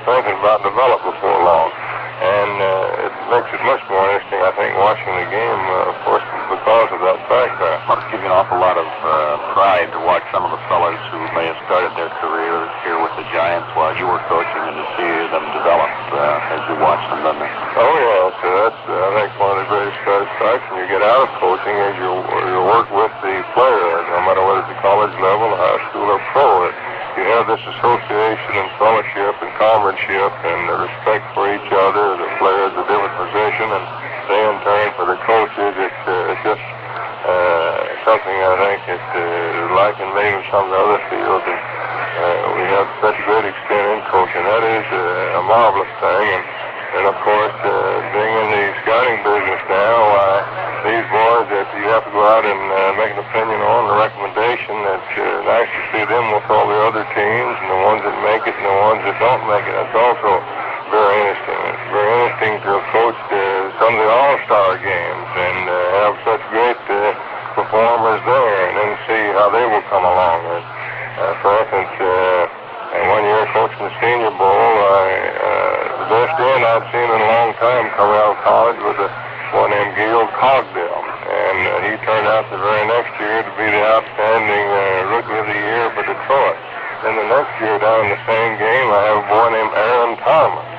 And you know a lot about him, don't you? So I thought he was even greater than Cogdell, and I have the highest regard for Cogdell. And I was very happy, of course, when the Giants were able to get him last year, and then to see him come along these last 2 or 3 ball games and justify all these high expectations for him. It really gives you a lot of satisfaction. Jim Lee Howell, I can't begin to tell you how pleased we have been to have the Giants games on our radio network and how much we're looking forward to being able to bring these exciting games to our many listeners for years to come. Well, thank you very much. And of course, the Giants are very happy that you're doing this because it does take the game to more people who can't see it, and it's building up a genuine interest in football. And I know I catch it a lot on radio myself. Well, some of it even, when I'm away, I tune in, and if I can't just be right there to the game, or even after the game, to get the rundown on the game, it's very important. You people are doing a wonderful job. My guest here at halftime of today's game between the Giants and the Pittsburgh Steelers, Jim Lee Howell.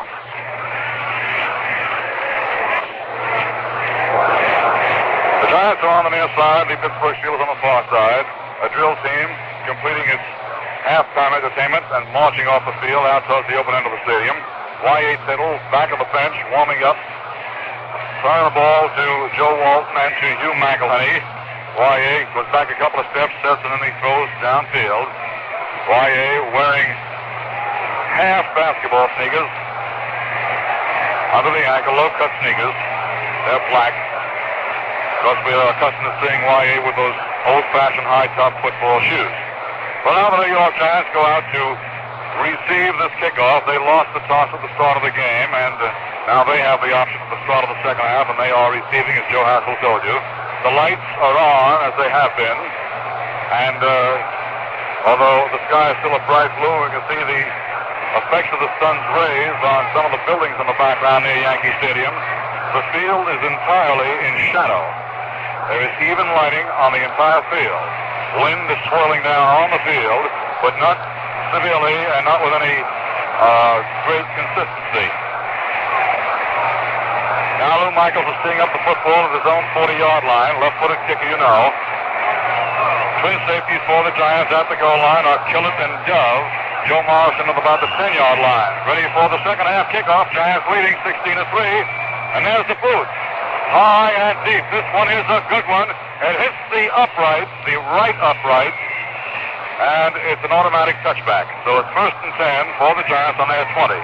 Incidentally, the left upright, facing the upright from the playing field, blocked the point after attempt, the first point after by Don Chandler, and that's the reason why the Giants have 16 rather than 17 points. 16-3 the Giants lead. Now the Giants go to the line of scrimmage. We'll check that offensive unit for you and see whether or not Jack Stroud is in there.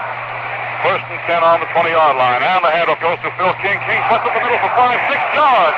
A trap play up the middle for 6 yards. Phil King carrying.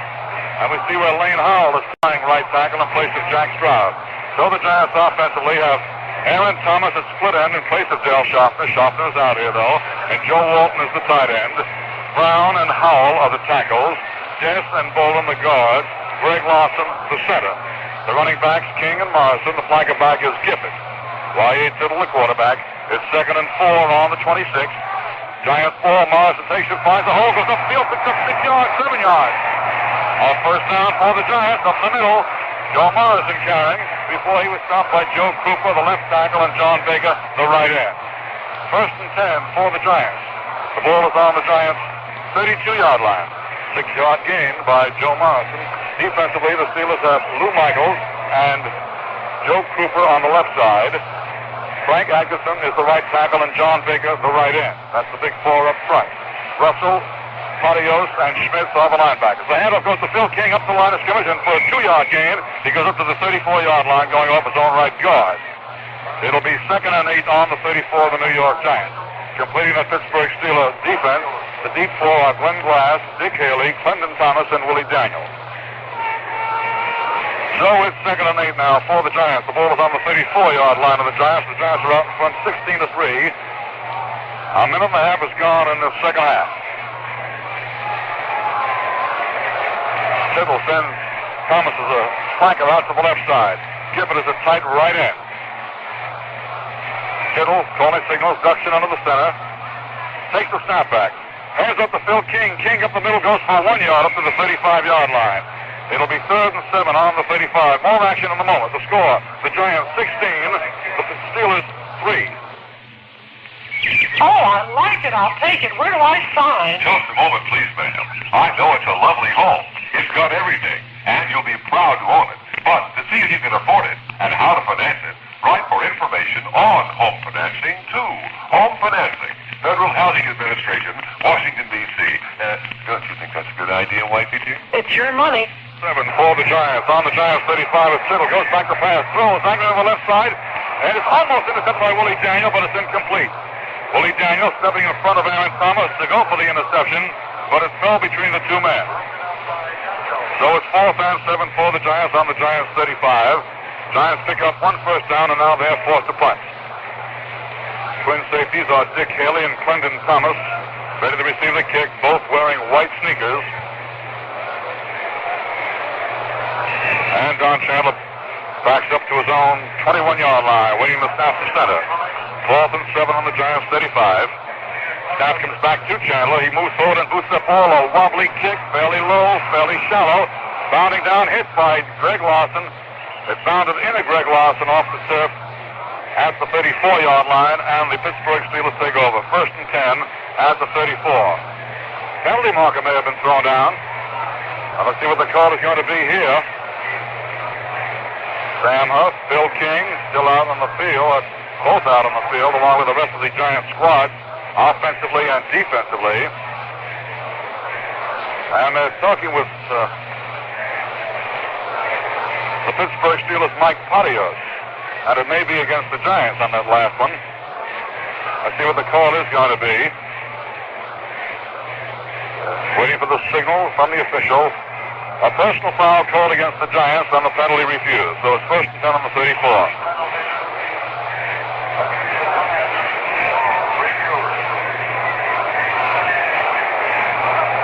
Now the Steelers go to the line of scrimmage. The Giants are leading 16-3. Ed Brown is the quarterback. The deep backs to Johnson and Sapp. And the handoff goes to Sapp. Sapp goes off his own right guard, drives for 6, 7, 8 yards. Off his own right guard. Going up to the 41-yard line.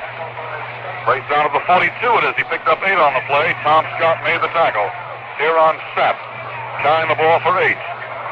It's 2nd and 2 on the 42-yard line of the Pittsburgh Steelers. The Giants are out in front 16-3. 12 minutes to go in this third quarter. Steelers go to the line of scrimmage. Buddy Dow flanks to the left side. The rest of the ball club is tight. Ed Brown goes back to pass on 2nd down. Looks downfield, throws deep.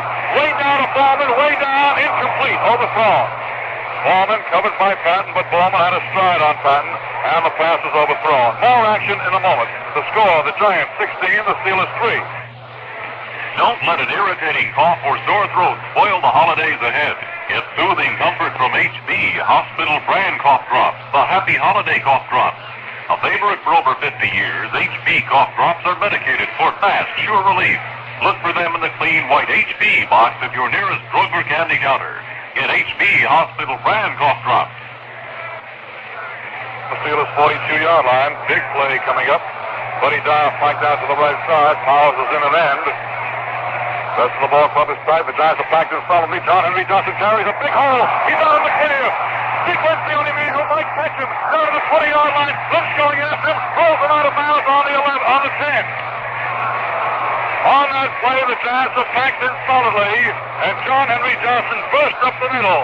And Dick Lynch had to come over from the weak side to come across and pull him down at the 10. Aldi Regatas. Well, there it is, Barney. There's the danger of going into a real heavy defensive line. Once that fullback or halfback should get by the line of scrimmage, well, he's all the way to the safety. On the last play, Eric Barnes is playing very tight, as was Jimmy Patton. The only man remaining was Dick Lynch, and Dick had to come to the far side. Made a real good cut. First and goal to go on the 10-yard line. The ball is resting solidly on the 10. Ed Brown calls signals, hands up the Steer on snap, trying to signal his own left end. He's hit and knocked down for a gain of 2 yards.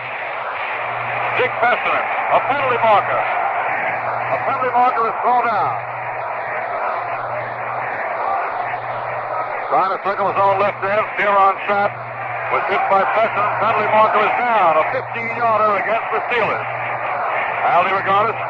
Marty, Dick Fessenden continues to do a real fine job. Now, when the Pittsburgh Steelers are putting on a running game, when they're trying to go to the outside, to the side of a split end or to the flanker, it means that the right halfback or the left halfback will have to cover the split man on the pass. That means the safety, the inside safety man, has to put the force on it. Dick Fessenden is doing a real fine job forcing the run. Back on the 25-yard line, Ed Brown goes back to pass, fake short, throws, angling on the right side. It's incomplete. In and out of the hands of Buddy Dial. Eric Barnes, defending on the play, made a move and then stumbled and fell. And Dial reached up with one hand. The ball cannoned off his left hand and fell incomplete. So it'll be second and goal to go on the 25-yard line of the Giants. New York Giants, defensively, Katcavage, Mongelevsky, Loversteer, and Robitelli. Hillebrand, Huff, and Scott, the linebackers, the deep four of Lynch, Patton, Fessenden, and Barnes. So it's second and 25 on the 25-yard line of the Giants. Buddy Dyer flanked out to the right side. Gary Bowman split out to the left side. Ed Brown ducks in under the center, takes the snap back. A draw plays is Johnson. Johnson running for 3-4 yards, and down he goes at the 21-yard line. It'll be third and goal on the 21-yard line. The draw play to John Henry Johnson was Jerry Hillebrand and Dick Mongelevsky making the tackle. Offensively, the Pittsburgh Steelers have Sapp and Johnson, the running backs. Buddy Dial, the flanker back. Ed Brown is the quarterback. Johnson running for 3-4 yards, and down he goes at the 21-yard line. It'll be third and goal on the 21-yard line. The draw play to John Henry Johnson was Jerry Hillebrand and Dick Mongelevsky making the tackle. Offensively, the Pittsburgh Steelers have Sapp and Johnson, the running backs. Buddy Dial, the flanker back. Ed Brown is the quarterback. The ends are Press Carpenter, the tight end. Gary Bowman, the split end. Tackles Dan James and Charlie Bradshaw. The guards Sandusky and Lennox. The center Buzz Nutter. Third and 21 on the 21-yard line. Big play. Going back to pass is Eddie Brown, looking downfield, throwing deep into the right corner. It's caught at the goal line for a score by Bowman. Gary Bowman gets it at the 1 and steps in. And Ed Brown had plenty of time to step back there, look for Gary Bowman, and he went in from the 1-yard line out of the deep right corner. The score is now 16-9, Giants over Pittsburgh. They only moved from their own 34. 66 yards for the touchdown. Here's the point after attempt coming up. Lou Michaels will try it. Teams will line up and set. The ball is snapped, placed down, it's kicked up, and it is good. There's time out on the field with the score. The New York Giants 16, the Pittsburgh Steelers 10. At Yankee Stadium once again, the crowd almost hushed as a result of that drive by the Pittsburgh Steelers. They looked sharp and sure. Ready for the kickoff now by Lou Michaels. The Giants are leading by 6 points. There's the kick by Michaels, high and deep, coming down near the goal line. Killer takes it at the 2. Up he comes to the middle, the 10, the 15-yard line, along the left sideline, near the 20. He drives forward to the 23. Fumble, a loose ball, but it's still Giants as the whistle sounded. Charlie Killer still had that ball. The tackle was made by Willie Daniel. Ball is at the 22-yard line, where it's 1st and 10 for the Giants on the 22 of the Giants. Aaron Thomas in an end. Dale Schaffner is not out there. He's on the bench. Now the Giants break the huddle, go to the line of scrimmage. Lane Howell playing right tackle in place of Jack Stroud. Flanker out to the right side is Gifford. 1st and 10 on the 22 of the Giants. Tittle takes it, goes back to pass, fakes a short one, throws a screen out to the left, incomplete. Intended for Joe Morrison. Joe Morrison, the intended receiver, a screen pass out to the left side, and the pass was thrown wide to Joe Morrison as Tittle was rushed hard. Bob Schmidt rushing on the play. He's the linebacker. Al DeRogatis. Bob Smith, Marty, very wisely, even though he realized the screen was coming, as soon as he saw Joe put that fake block on him, he tried to grab for Joe. Once he missed Joe, the big thing is to drive for the quarterback, and he really put on a big rush. 2nd and 10 for the Giants on the Giants' 22-yard line. Gifford flanked to the right side. Thomas flipped to the left. The handoff goes to King, trying to swing wide. He cuts inside the end, drives upfield, picks up 4 yards before he stopped. Check that 3 yards. Alex Webster is warming up at the near sideline, jogging up and down, talking to Coach Al Sherman. Joe Cooper came in along with Mike Padios to make the tackle. The ball placed down at the 24-yard line. It'll be 3rd and 7 at the 24. The New York Giants leading in this ball game 16-10. But the momentum right now seems to have gone over to the Pittsburgh Steelers.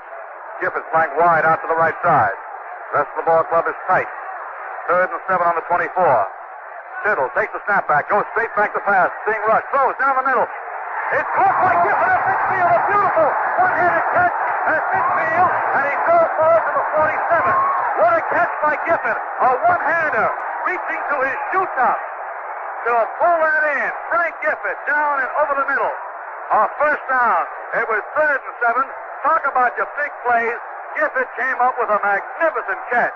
At top speed, he reached down with one hand, his right hand. He pulled it off his ankle top, and he was hit immediately by Glenn Glass. 1st and 10 for the Giants on the 47-yard line of the Steelers. Giants go to the line of scrimmage. Thomas flanked to the left side. The rest of the ball club is tight. Tittle ducks in under the center, takes the snap back, rolls out to his left to pass, looks downfield, throws over the middle, completes the Gifford at the 30, down to 25, out of bounds at the 21-yard line. A beauty to Frank Gifford, going from right to left, over the middle. And the Giants are on the move down to the 22-yard line is where he was forced out of bounds. That play was good for 25 yards. 1st and 10 on the 22. New York Giants in 2 quick plays. One for 29 yards, one for 25 yards, both to Frank Gifford. Gifford now goes out as a flanker to the right side. The rest of the ball club is tight. Tittle, the quarterback, on the Steelers 22. Tittle takes it. Goes back to pass, looking downfield, throws angling to the right side, completes to Morrison. Morrison going all the way. Touchdown! 1, 2, 3 passes. Touchdown, Giants!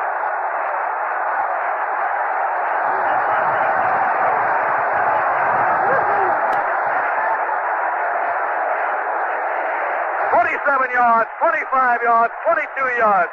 Gifford again, and then Morrison. And the Giants go out in front now, 22-10. They move 78 yards in 6 plays. Here's the point after attempt. Teams are lined up.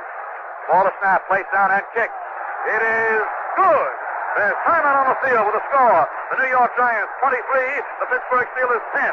Give the crowd a hubbub as the Giants are out in front 23-10. 8 minutes and 49 seconds remain in this 3rd quarter.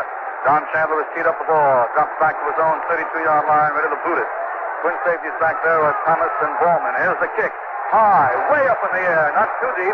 Coming down to the 10-yard line, taken by Clinton Thomas. He runs to his left, along the 15-yard line. Missed by one man, running along the far side. A beautiful tackle at the 25-yard line. Charlie Killer with a beautiful tackle, right around the ankle. And down went Clinton Thomas. Good run back on the play. Ball is at the 26-yard line, where it's first and 10 for the Giants, for the Steelers rather, on the Steelers. 26-yard line, the Giants are out in front, 23-10. Steelers go to the line of scrimmage. Buddy Dyer flank wide out to the right side. Gary Bowman split out to the left. The running backs are Stapp and Johnson. Ed Brown, the quarterback, takes the snap back, gives off to John Henry. Henry trying to circle his own left end, moves upfield for a couple of yards, and down he goes. Hit high and hard. Dick Lynch coming in, busted high and hard with his shoulder. Up to the 30-yard line, he picked up 4 yards on the play. It's second and 6 at the 30. Al DeRogatis. Marty, once again, almost perfectly executed defensive maneuver. Tom Scott closing to the inside of Andy Robustelli. Andy taking it to the outside, getting a hand on John Henry, and then Dick Lynch coming up from that corner spot and finishing him off. Perfect positioning. Second and 6 on the 30-yard line. Brown calling the signals, take the snap back. Hands up the snap, running off right tackle, picks up 4 or 5 yards, and down he goes, 4 yards on the play. Up to the 34-yard line, and he's pulled down by Tom Scott and by Jim Patton, running off his own right tackle, then running attack by the Steelers, grinding out the yardage. He picked up 4. It's third and 2. The ball is on the 34-yard line. Here's another big play coming up. Third and 2 on the 34 of the Pittsburgh Steelers. The New York Giants are out in front, 23-10. 7:20 to go in this third quarter. Bowman at the right side now. Dial flank to the left side. Eddie Brown looking over the defense. Now he's under the center. Takes the snap back. Goes back to pass on third down. Throws deep down the middle. It's almost intercepted by Eric Barnes. In and out of the hands of Barnes. More action in a moment. The score, the New York Giants 23, the Pittsburgh Steelers 10. This is Jack Benny. I'd like to ask you to remember that holiday time means Christmas seal time. Christmas seals on all our holiday mail to fight tuberculosis. Make sure there are Christmas seals on every card, on every package, to help protect everyone from TB. It's 4th and 2 now for Pittsburgh on their 34. Ed Brown is back in punt formation on his own 20-yard line. Twin safeties for the Giants. Brown moves forward.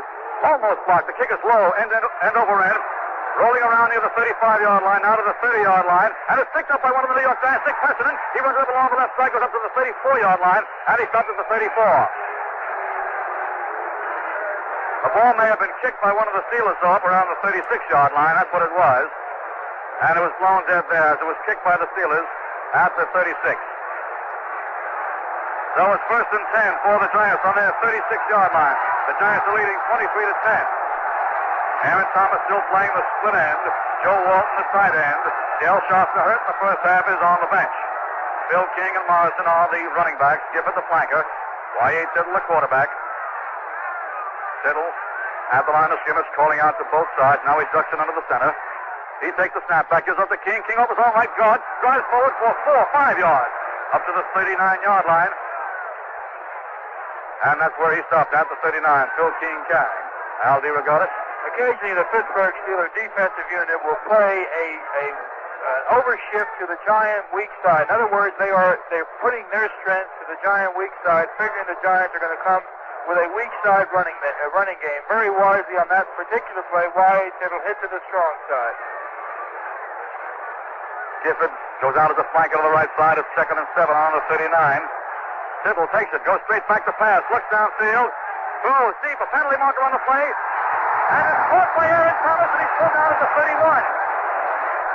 Pulled down at the 31-yard line. The Giants may be arguing grabbing a face mask. Seems to be the signal. No, it's against the Steelers. A beautiful catch by Aaron Thomas at the 31-yard line of the Steelers. And let's see what the call is going to be. It may be from the spot of the down. And they may mark off another 15. They are, yes, sir. From the spot of the ball. Right down to the 15-yard line is where it is. A personal foul, grabbing the face mask of one of the Giants. So it's first and 10 for the Giants on the 15-yard line. Chicago has gone ahead of Detroit. In the third quarter, Chicago 10, Detroit 7. So it's first and 10 for the Giants on the Steelers' 15-yard line. New York Giants leading 23-10. 5:50 to go in the ball game. Gifford flanked to the right side. The rest of the ball club is tight. Tittle calls the signal. Takes the snap back. Goes back to pass. Throws angry to the right corner.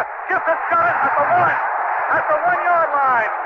He's out of bounds at the 1. First and goal to go on the 1-yard line. Frank Gifford running it down and out. So it's first and goal to go on the 1-yard line. Some goal line defenders coming in for the Pittsburgh Steelers. Ernie Stotner is in there for greater weight and strength, as well as Frank Atkinson and Luke Corleone. Well, it's first and goal to go on the 1-yard line. The Giants are out in front, 23-10. The Pittsburgh Steelers real tight in there. Wyatt hands up to Morrison, who dives in. Touchdown! The Giants go ahead, 29-10. Wyatt Tittle goes running off the field, sprinting off. Again with that right-hand motion as if to say, attaboy, attaboy.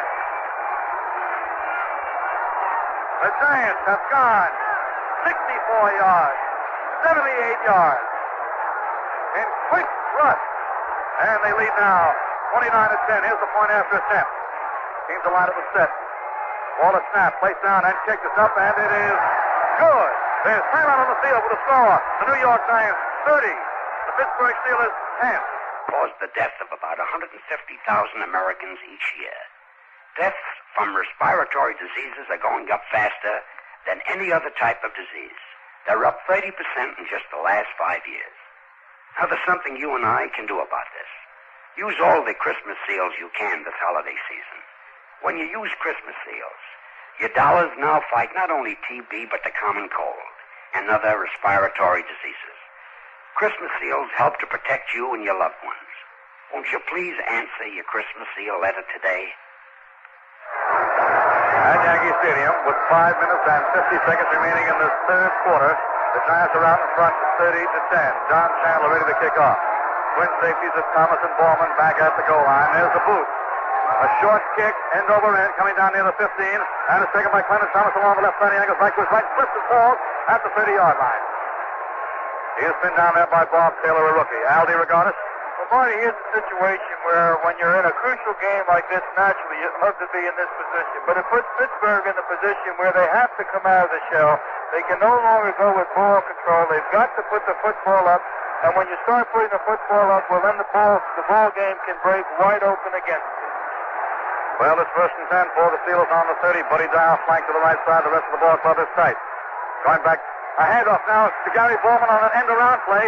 He's got 5 yards running along his own right side and drives up for 8 yards on the play before he stops. At the 38-yard line near the 40, see where that ball is placed in bounds. Gary Bowman plays a tight left end. On occasion, Buddy Dow is flanked to the right side, and he comes around on an end-around. He picked up 9 yards on the play. It'll be 2nd and 1 on the 39. Katkavich made the tackle. Yes, Al? And Jim Katkavich, Marty, made a really great play. Mike Sandusky, 62, and Charlie Bradshaw both leading the play. We're both trying to block on Cat, and he forced them both to the outside, waiting for a man to come over. Ed Brown has the ball himself, goes up the middle for about the first down. He fumbled the ball momentarily, and then he moved up the middle himself to pick up the first down. Ball is now at the 42-yard line of the Steelers. First and 10 for Pittsburgh on the 42.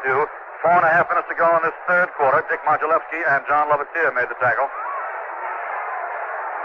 Chicago has gone further ahead of Detroit. Chicago 17, Detroit 7 in the third quarter. Flankers are now left and right. Ed Brown takes it, goes back to pass. A quick pitch out to the right side, completes the dial, and he's knocked out of bounds at midfield. A sideline pattern down and out to the right side. Knocked out of bounds at the midfield line by Eric Barnes. Play is good for 8 yards. It's 2nd and 2 at the 50-yard line. New York Giants leading by a score of 30-10 as the Pittsburgh Steelers continue to grind out the yardage. These short passes and the running plays effective for Pittsburgh. Gary Bowman now is a tight right end. Buddy Dial flanked out to the left side. Press Carpenter to the other end. And the handoff goes to Sapp, trying to circle his own left end. He makes the turn upfield, picks up 5, 7 yards, and down he goes. After picking up 7. Sam Huff, Jim Patton, and Dick Pessenden combine to stop him. And again, the Pittsburgh Steelers continue this drive. It's first and 10 for the Pittsburgh Steelers on the New York Giants 43-yard line.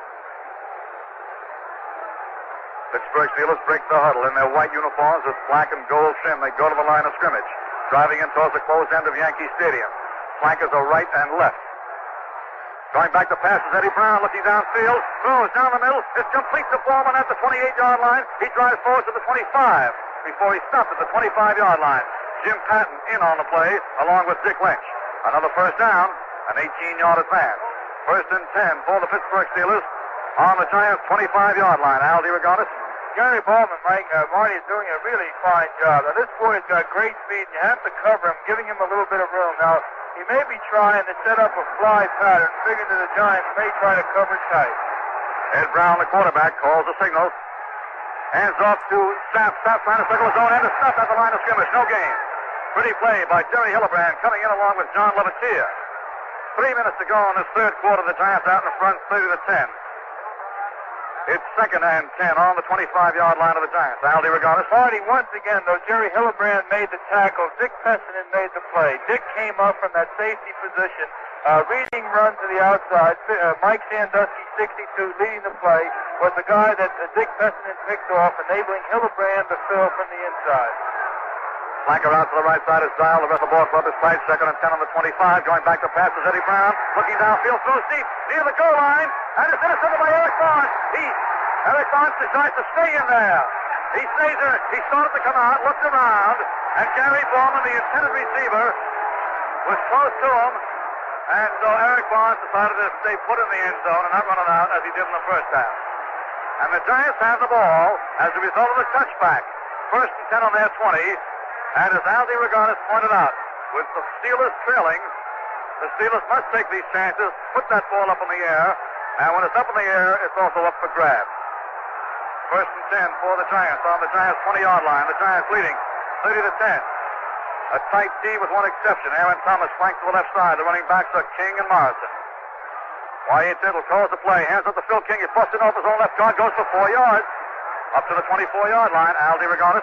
Y.A. Tittle, Marty, came with an automatic. Again, number 43, Glenn Glass, playing the left corner halfback, moves up to the line of scrimmage in what becomes a 4-4 defensive situation. Number 36, the left linebacker, Russell, for the Pittsburgh Steelers, moved up the middle as if the Red Dog. Y.A. called the automatic, but called it away from the strength of the Steelers. Second and 6 on the 24. Kiffin flanked to the right side. The rest of the team is tight. Y.A. calls signals. Takes the snap back. Hands up to Phil King. King busts up the middle for 3 yards. To the 27-yard line. More action on the moment. The score, the Giants 30, Pittsburgh 10. Don't let an irritating cough or sore throat spoil the holidays ahead. Get soothing comfort from HB Hospital brand cough drops, the Happy Holiday cough drops. A favorite for over 50 years, HB cough drops are medicated for fast, sure relief. Look for them in the clean white HB box at your nearest drug or candy counter. Get HB Hospital brand cough drops. 1 minute and 15 seconds to go in this third quarter. Third and 3 on the 27th. Tittle thrown for a loss as he goes back to pass. He raised up, saw he could spot no receiver, and he was thrown down for a loss. Joe Cooper. There's a man that knocked it for a loss, and now Cooper helps him to his feet along with Lane Howell. He's back on the 18-yard line. A 9-yard loss on the play. So it's 4th and 12 on the 18. A minute and 10 seconds remain in this third period. And John Chandler comes in a punt now. Twin safeties back there for the Pittsburgh Steelers. Thomas and Haley. Chandler gets the snap from center, kicks it. A good wobbly spiral. Fair catch called at the 46-yard line by Clendon Thomas, the 46th of the Pittsburgh Steelers. So Pittsburgh takes over. First and 10 on their 46. The Giants are out in front 30-10. 50 seconds remaining in this third period. Yes, Al?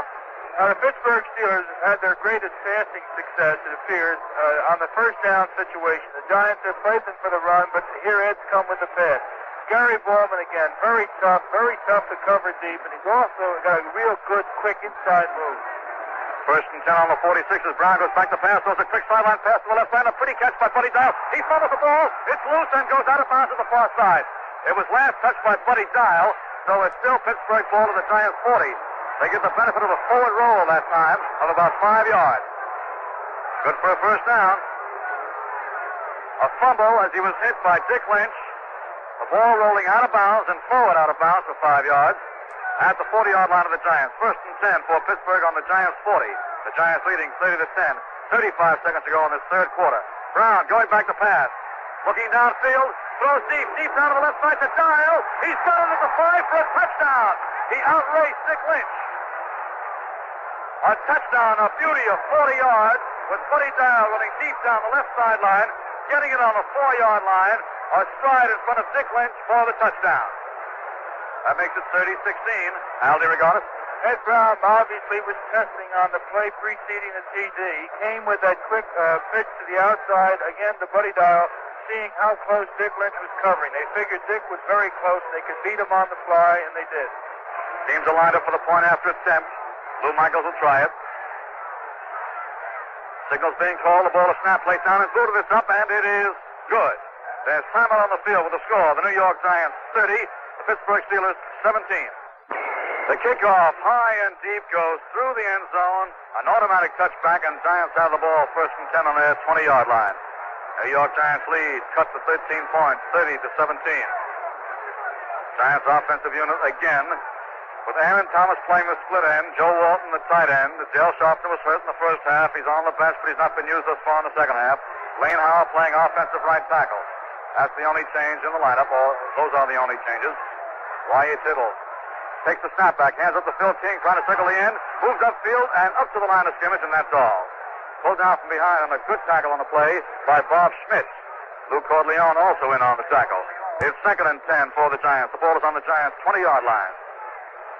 Giants have Rosie Brown playing left tackle and Lane Howell, the rookie from Grambling, at right tackle. Darrell Dess and Bookie Baldwin the guards, Greg Lawson the center as the gun sounds, ending the third quarter. That's the end of the third quarter with the score of the Giants 30, the Pittsburgh Steelers 17. Fourth quarter of the ball game now. The Giants out in left center field at Yankee Stadium, heading in towards the closed end of the stadium. They're out in front of the Pittsburgh Steelers 30-17. It's 2nd and 10 for the Giants on the Giants' 20-yard line. Play is not yet resumed. In the fourth quarter at Chicago. Chicago leads Detroit 17-7.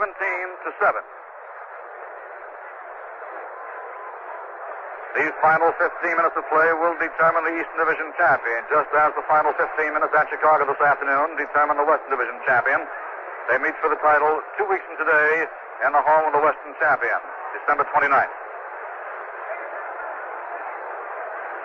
Giants were leading by as many as 20 points, and 16-3 at halftime, 30-10 before that last Pittsburgh touchdown.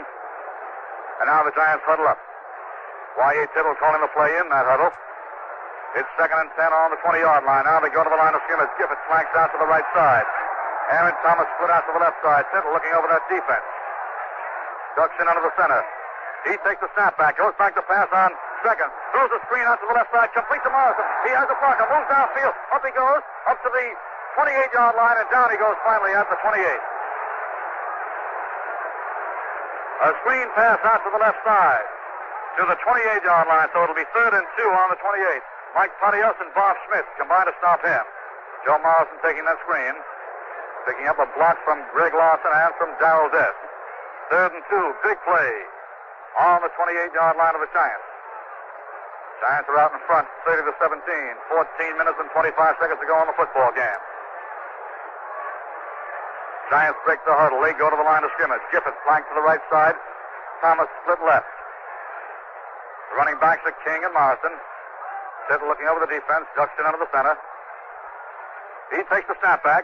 Hands up to King, running up his own right tackle. He drives upfield. He's short of the first down by a yard. Up to the 29-yard line. So it'll be 4th and 1 on the 29. And the Giants are forced to punt. Don Chandler goes jogging out on the field. Y.A. Tittle comes striding off to the near sideline. Twin safeties for the Pittsburgh Steelers. Thomas and Haley. Clendon Thomas and Dick Haley. Pair of 5- and 6-year veterans. Don Chandler back on his own 15-yard line. Ready for the snap from center. The Giants are out in front, 30-17. He gets the snap from center to Chandler, and he boosts that ball. It's a good one. A high twisting spiral taken at the 26-yard line by Haley. Haley runs to his right, and he's pulled down by Greg Lawson. A beautiful tackle. Lawson coming in at full steam, pulls it down to the 22-yard line. Haley was bellying back to his right, but Greg Lawson cut him down at the 22. 1st and 10 for the Steelers on their 22-yard line. The Giants leading 30-17. 13 minutes and 20 seconds to go in this football game. As the Steelers break their huddle, go to the line of scrimmage. Buddy Dial flank wide out to the left side. Lynch covering him out here. Ed Brown takes it, hands up to Sapp. Sapp goes off left guard, drives up for 3 yards up to the 25-yard line where he's stopped by Dick Mondzelewski. It'll be 3rd and 7 on the 25-yard line of the Pittsburgh Steelers. The Giants out in front, 30-17. 13 minutes to go in the football game.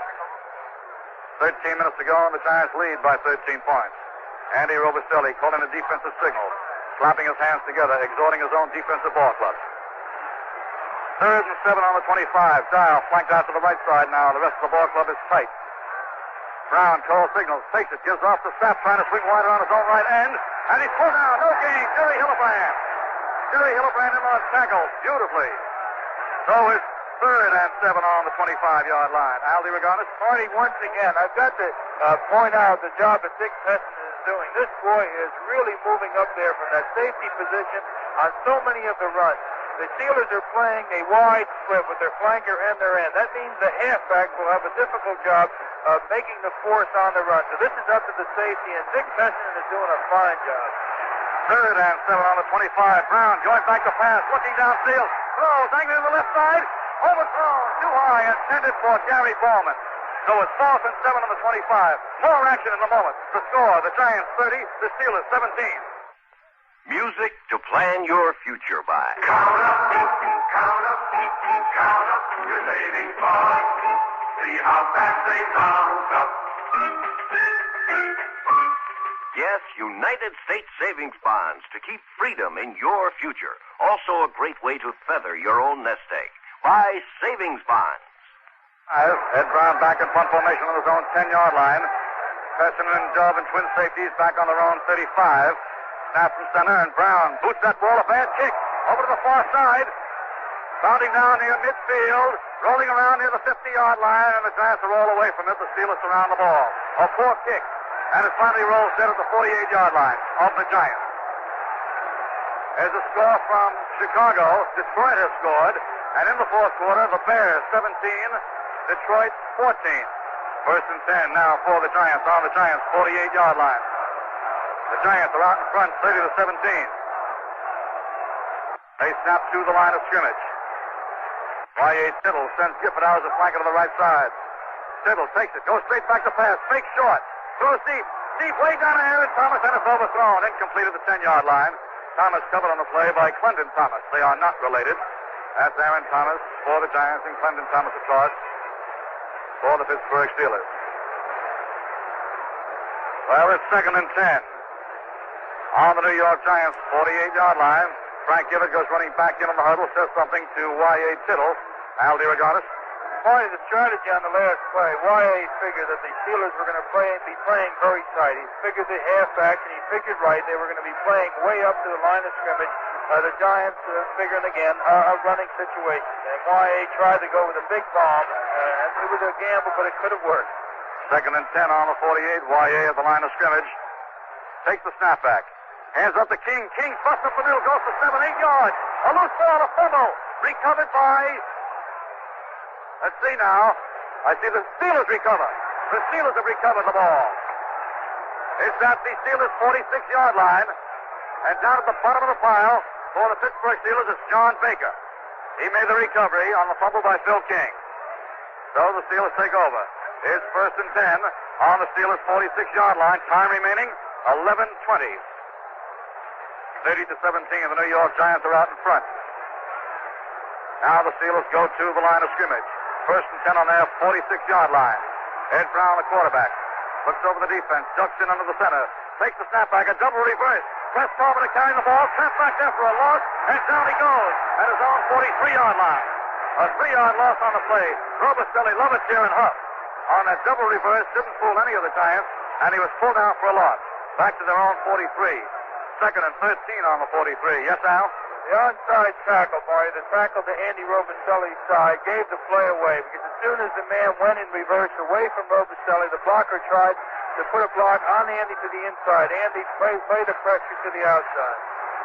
Flank is right and left as Ed Brown goes back to pass. 2nd and long yardage, throws down the middle, and is caught by Gary Foreman at the 45 of the Giants. A pretty catch. He's held upright by the Giants. The ball is played down at the 44 of the Giants. Mighty close to a first down. And it is a first down. First and 10 for the Steelers on the Giants' 44-yard line. And Ed Brown threw a bullet right over the middle. Right into the breadbasket of Gary Bowman in the end. Now Dial flanks wide to the right side. Bowman is split to the left side. First and 10 on the 44. Brown, the quarterback, takes it, hands up to John Henry Johnson. He spins down the line and goes for 3 yards. Down to the 41-yard line of the Giants. It'll be second and 7 on the 41. Sam Huff and Andy Robicelli stop the play. 9 minutes and 50 seconds to go in this football game. The Giants are out in front, 30-17. Pittsburgh has the ball, second and 7 on the Giants' 41-yard line. Al DeRogatis. Ed Brown, Marty, is beginning to develop a pattern here. He likes to come with a quick pass to either Dial or to Bowman, and then after that he goes on a fly. We might watch for a fly pass to Gary Bowman. Going back to pass is Eddie Brown, looking downfield. He's seeing rush. He throws into the right side, and it's incomplete. Coming in hard, Jim Cabbage and John Lovetier rushing Ed Brown, and Brown threw over the sideline of the right side, incomplete. Intended for John Henry Johnson. So it's third and 7 for the Pittsburgh Steelers on the Giants' 41-yard line. And the clock is stopped with 9 minutes and 29 seconds to go in this football game. The Giants are out in front, 30-17. At Chicago, the Bears lead Detroit in the fourth quarter, 17-14. How more exciting come the National Football League championship yet? Eastern Division title and the Western Division title at stake today. Up to the line of scrimmage now come the Pittsburgh Steelers. Down flank wide to the right side. Going back to pass is Brown looking downfield. Throws on the left and is caught for a first down. Incomplete. Ruled incomplete. He was knocked out of bounds. It was caught, but he caught it out of bounds. The receiver, Gary Bowman, made the catch all right, but he had to have both feet in bounds when he came down and he was out of bounds. The pass was complete but out of bounds. So it's 4th and 7 on the 41, and it looks as though Lou Michaels will try a field goal. Ed Brown is in there, so is Lou Michaels. It may be a fake as well, and Jim Patton is the only man going back, and he's not going back too far.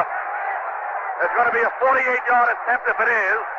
Teams are lined up. Ball is snapped, placed down, and kicked. It's up high enough, and it is caught by Jimmy Patton at the goal line. He runs out to the 5, to the 10, up along the near sideline, to the 15-yard line. He gets good blocks to the 20, the 25, a penalty marker, the 30-yard line, and out of bounds at the 35.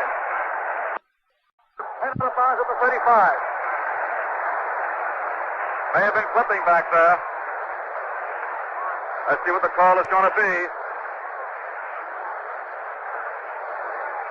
The kick was short, and the ball is going to be brought back because of a clipping infraction against the Giants. A beautiful run back by Jim Patton, but it's nullified by a clip. It'll be half the distance to the goal line, I believe, 15 yards from the spot of the foul. That should be, and it's placed down at the 8-yard line. So the Giants have the ball, first and 10 on their own 8-yard line. 9 minutes and 14 seconds to go in the game. The Giants lead 30-17. Big plays coming up. Y.A. Tittle at the line of scrimmage. Takes the snap back, gives up to Morrison, trying to swing wide. He makes the turn, cuts up field, picks up 4 or 5 yards before he's down. A pretty run by Joe Morrison, battling upfield. Clendon Thomas made the tackle. Ball placed down at the 16-yard line. Picked up 8 yards on the play. Hugh McElhenney comes into the lineup now, replacing Phil King. For the first time, the offensive unit has changed in the backfield. It's second and 2 on the 16-yard line. Y.A. Tittle calls the signals. Takes the snap back. Gives to Morrison again. He cuts off his own left guard. Out on the cliff for the first down. And down he goes out to 25. Big plays for the Giants. First and 10 for New York on the Giants' 25-yard line. Al DeRogatis. Marty, as you called it, Joe is making some really big plays, and Joe Morrison up front, there is no distinctive hold. The Steelers are doing a real good job, but Joe Morrison very wisely keeping his balance and picking his hole, and on the last 2 successive plays has picked the right one. Gifford flank wide out to the right side. First and 10 on the Giants' 25. The Giants leading 30-17. 8:05 to go in the game. 8:05. Tittle goes back to pass, looks downfield, throws on into the right side, complete to Gifford at the 40-yard line. Out of bounds he goes. Gifford actually fell down, going downfield. He slipped as he made his cut. He picked himself up, and now he makes the catch at the 40, and he's knocked out of bounds there. Frank Gifford playing a magnificent football game today. First and 10 for the Giants. on the Giants' 40-yard line. This series began back on the Giants' 8. Now they're up to their own 40. 7 minutes and 59 seconds remain in this football game. Giants leading 30-17. McElhenney and Morrison on the deep back. Thomas flanked very wide out to the left side. The rest of the ball club is tight. The handoff goes to Morris up the middle. He breaks in the clear. Up to midfield, down to the 45, down to the 41. Another first down. Forward action of the Mullet. The score, the Giants 30, the Steelers 17. Need Christmas gifts for men? White Owl cigars are always a hit. White Owls are beautifully gift wrapped in a wide range of prices, $1.68 to $4.75, and easy to find at your local drug, food, and tobacco stores. Give White Owl, and you'll make his Christmas a merry one. 7.5 minutes to go in this football game. Thomas flanked wide out to the left side. First and 10 on the Steelers 41. Handoff goes to Hugh McElhenney. McElhenney up the middle. No gain on the play. He's held upright by two of the Pittsburgh Steelers. So it'll be second and 10 on the 41-yard line as the clock continues to run. 7 minutes and 10 seconds remain in the game. Joe Cooper and Mike Padios with a pair who held Hugh McElhenney upright. Offensively, McElhenney and Morrison the running backs. Frank Gifford the flanker back. And what a game he has played today. Y.A. Tittle the quarterback. The ends are Thomas and Walt. The tackles are Lane Howell and Rosie Brown. The guards, Jetson Bolden. The center is Greg Lawson. Second and 10 on the 41-yard line. Gifford split out to the right side. Flanked to the right side now. Rest of the ball club is tight. Tittle goes back to pass. Looks downfield. Throws hanging to the right. Complete to Gifford at the 31-yard line. A first down. Another first down for the Giants. I don't know who's going to get that Kinney Carr award this week. Dick Lynch won it last week, but that Gifford show will be in contention. First and 10 on the 31-yard line of the Pittsburgh Steelers. And the New York Giants have moved from their own 8 to the Steelers 31, and the clock continues to go. 6:38. Up to the line of scrimmage come the New York Giants, driving in towards the closed end of Yankee Stadium. Tight D with one exception, Thomas flank wide. Tittle goes back to pass, throws. Angry to the left foot. A lead pass to Morrison. Too long. Morrison out in the clear. The pass thrown by Y.A. And Y.A. had taken his helmet off, and he was jumping up and down, stamping his feet like a little kid who had been refused some candy. Y.A. knew he had Joe Morrison out in the clear. He let him just a little too much. The play was incomplete, but Y.A. is so mad at himself, he took off his helmet and literally jumped up and down, stamping his feet. It's second and 10 now on the 31-yard line of the Pittsburgh Steelers. The Giants are leading 30-17. Giants huddled up. Bill King up off the bench talking to Coach Al Sherman and to Kyle Rhodes. Giants go to the line of scrimmage now. Gifford flank right. Thomas split left. Second and 10 on the 31. Tittle calling out of the line of scrimmage. Maybe an automatic. Takes the snap back. A draw play to Joe Morrison. He runs off his own left guard. Drives downfield. Goes down to the 23-yard line. Picks up 8 yards. It'll be third and 2 on the 23. We pause for station identification. This is the Giants Football Network. Your dial is set at 810, the smoothest sound around. WGY Schenectady.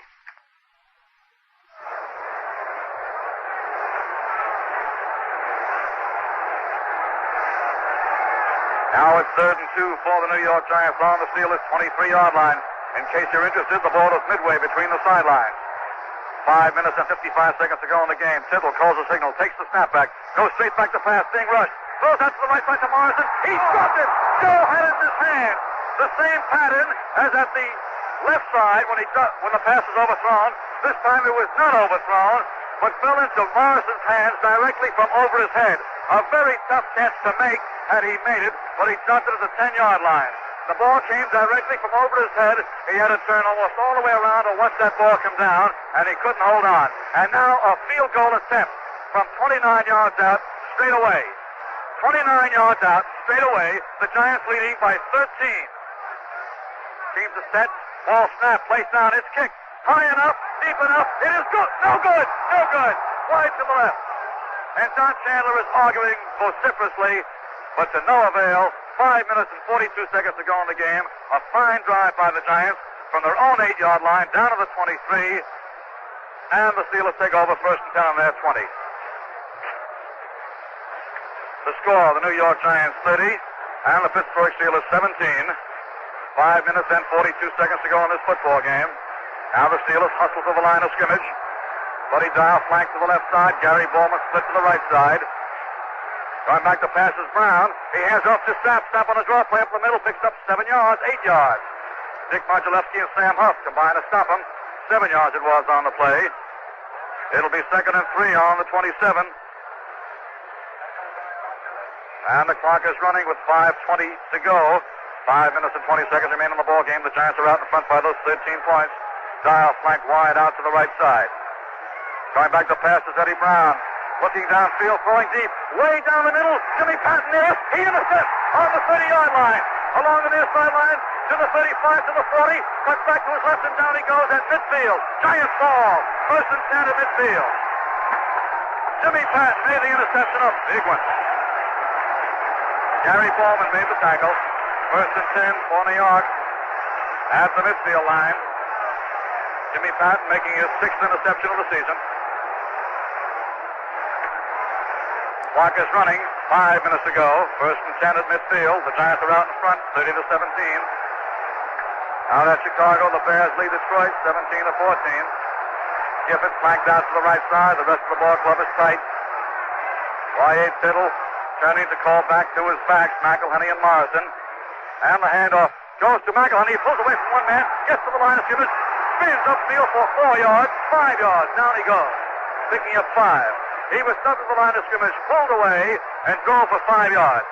2nd and 5 at the 45-yard line. Mike Parios, the middle linebacker, made the stop on Hugh McElhenney, the great veteran of the University of Washington, now in his 12th year of the National Football League, getting the chance to play in this very important ball game. 2nd and 5 on the 45 of the Pittsburgh Steelers. The Giants out in front, 30-17. 4 minutes and 5 seconds to go in the football game. Y.A. Tittle running the ball club. Hands off to Morrison. Morrison drives for the first down. 7 yards. 8 yards on the play. Down to the 37-yard line. Joe Morrison up the middle for a first down. Stopped by Clinton Thomas and Willie Daniels. 1st and 10 on the 37 of the Pittsburgh Steelers. Clock is running. 3 minutes and 45 seconds to go in the game.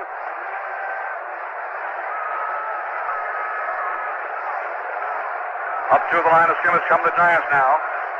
1st and 10 on the Steelers 37. Y.A. Tittle looking over the defense. Gifford is flank right. Takes a snap back, hands up to Morrison. Morrison drives to the middle, goes inside the 35 to the 34. Picks up 3 on the play. Joe Krupa makes the tackle. It'll be 2nd and 7 on the 34-yard line.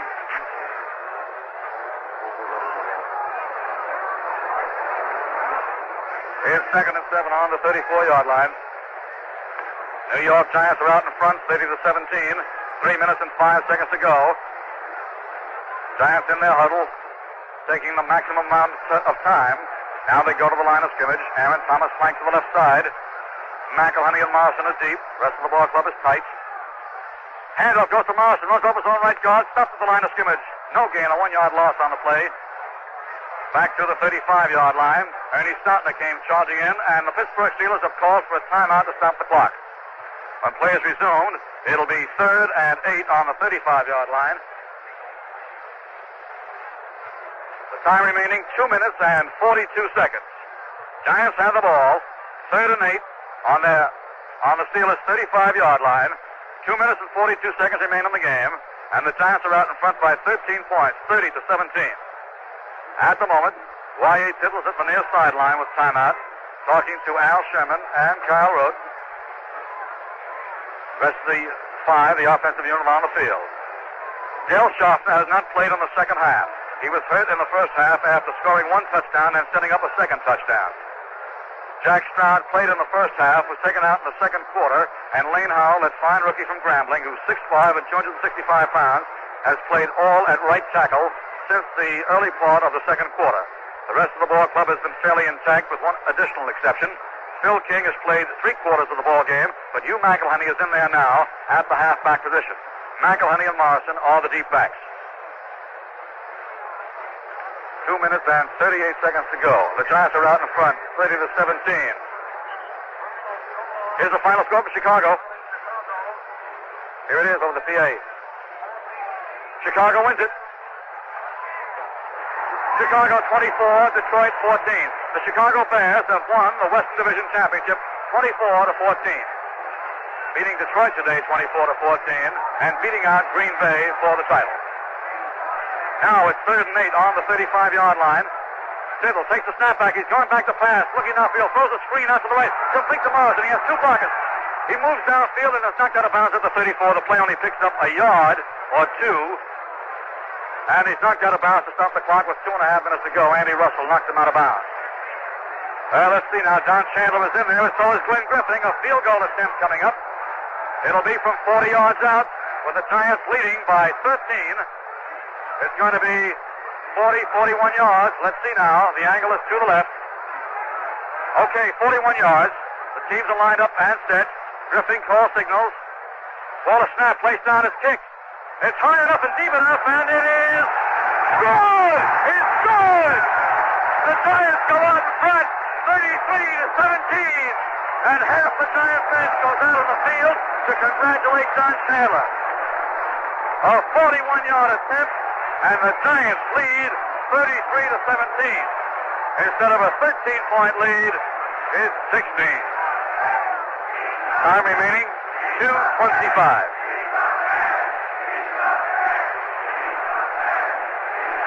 Don Chandler went into this ball game tied for the individual scoring lead, and he may move ahead as a result of the points he scored today.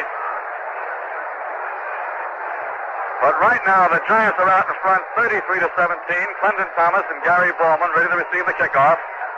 Here's the boot now by Chandler, high and deep, coming down right to the goal line between the uprights, taken by Thomas. He runs to his right to the 10, 15, cuts back, up the middle, he comes to the 18-yard line, and there's a handoff, and down they go. Press Carpenter carrying it on the handoff for a moment at the 18-yard line. Charlie Killett and Ken Byers combine to make the tackle. So it's 1st and 10 for the Pittsburgh Steelers. The ball is on the 18-yard line. The Giants are leading 33-17 with 2 minutes and 14 seconds to go, and the clock is put back in motion again. The clock is running. Pittsburgh Steelers are huddled up. Up to the line of scrimmage they come now with Buddy Dial flanked out to the left side. And with 2 minutes to go, there's an automatic timeout. The officials notify both benches that 2 minutes remain on the football game. Half of this crowd is on its feet now, calling out to the New York Giants. The Giants having this very substantial lead, 16 points, 33-17 the score, with 2 minutes to go on the ball game. The Giants led from the outset, and the Steelers threatened time and time again. Now play is about to be resumed. They're going into the shotgun formation. Eddie Brown, 8 yards back of the center, gets the snap from center. Looking to pass, throws down the middle, and is caught at the 30-yard line by Gary Bowman. Down he goes at the 30. It's good for a first down. 1st and 10 at the 30-yard line of the Pittsburgh Steelers. Tackle made by Sam Huff and Dick Lynch, and the clock is running. 1 minute and 40 seconds to go on this football game. Steelers snap out of the huddle, and they stay on that shotgun offense. Both ends split, flankers, left and right. John Henry Johnson, only man blocking back there for Brown now. Brown throwing deep, way down the left side. Dick Lynch defending, and he knocks it away. Dick Lynch knocks it away on the pass intended for Buddy Dial. So it's going to be 2nd and 10 on the 30-yard line of the Pittsburgh Steelers, and the clock is stopped with 1 minute and 24 seconds to go in the game. The Giants 33, the Pittsburgh Steelers 17. Steelers go running back into their huddle. Aldi Regatas and Joe Hassel have made their way down into the Giant locker room. Now Buddy Dial comes again as a flanker to the left side. Red Mack is in the lineup now. He's split out to the right side. Again the shotgun offense. 9 yards back of the center now. Snap comes back to Eddie Brown. He throws angry to the left side, and it's complete to Carpenter, who runs out of bounds. He could have picked up additional yardage. No one was near him at the moment. He runs out of bounds at the 43-yard line of the Steelers to stop the clock at 1:20. So it's 1st and 10 for Pittsburgh on the Pittsburgh Steelers 43-yard line. The New York Giants leading 33-17. The clock is stopped with 1 minute and 20 seconds to go. That's 80 between the Giants and their 3rd consecutive Eastern Division championship. 80 playing seconds. Red Mac flanked to the right side along with Gary Bowman. Split out to the left side, Buddy Dial, shotgun offense. Going back to pass again is Brown, being rushed now. Throws way down the right side. And it's deflected and knocked down by Eric Mars. The intended receiver, Red Mac. Eric Mars knocking that one down. That ball thrown 60 yards in the air, diagonally downfield against the Giants. Way up in the air and diagonally out to the right. Falling incomplete around the 15-yard line. It'll be 2nd and 10 on the 43-yard line. 1 minute and 12 seconds to go in this football game. 2nd and 10 on the 43 as the Steelers go to the line of scrimmage. The Bears have won their football game. The championship 2 weeks from today at Chicago. Going back to pass is Eddie Brown. Throws angling to the left. Almost intercepted. Knocked down. Deflected by Tom Scott. Scott making a fine defensive play. So it's 3rd and 10 on the 43-yard line. 1 minute and 7 seconds to go. Of course, after each incomplete pass, the clock is stopped. Or each time a ball carrier runs out of bounds, the clock is stopped. Giants are out in front, 33-17. Red Mac runs back into the lineup. New York Giants leading by 16 points.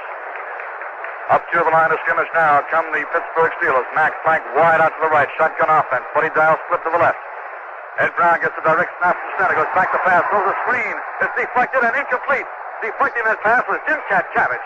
He leaped high in the air to knock it away, and it fell incomplete. So it's 4th and 10 on the 43, and of course, the Steelers aren't going to be punting now. Or maybe they will. 1 minute and 3 seconds to go in the football game. As the whole change of a unit out there, the Pittsburgh Steelers punting unit comes out, but they may well be passing. No sense in giving up the football now. Ed Brown is the punter, and of course, he is the passer. Only a single safety, Dick Pessinen back there. 4th and 10 on the 43, 1 minute and 3 seconds to go. And Brown is kicking the ball. And Pessinen lets it bounce in front of him at the 30. It rolls back along the 25-yard line now, and finally rolls dead at the 25. That's a surprise. 52 seconds to go in the ball game. And Glenn Griffin goes in. Glenn Griffin is in the lineup at quarterback. It's 1st and 10 for the Giants. The defensive unit comes off, and they're being pounded and patted. The hands are being shook. And Y.A. Tittle is being given a big hand. He had run out on the field, thinking he'd stay in. Allie Sherman embraces him. 1st and 10 on the 25. The clock is running. 35 seconds to go in the ball game. All the Giants have to do is run one play. Griffin on a quarterback keep holds that ball. And the whistle sounds with 25 seconds to go. Charlie Killett goes into the lineup now. Let's see, he replaces Joe Morrison. And Morrison gets a great hand. The clock is running. Listen to this crowd now with 10 seconds to go. They'll start the count.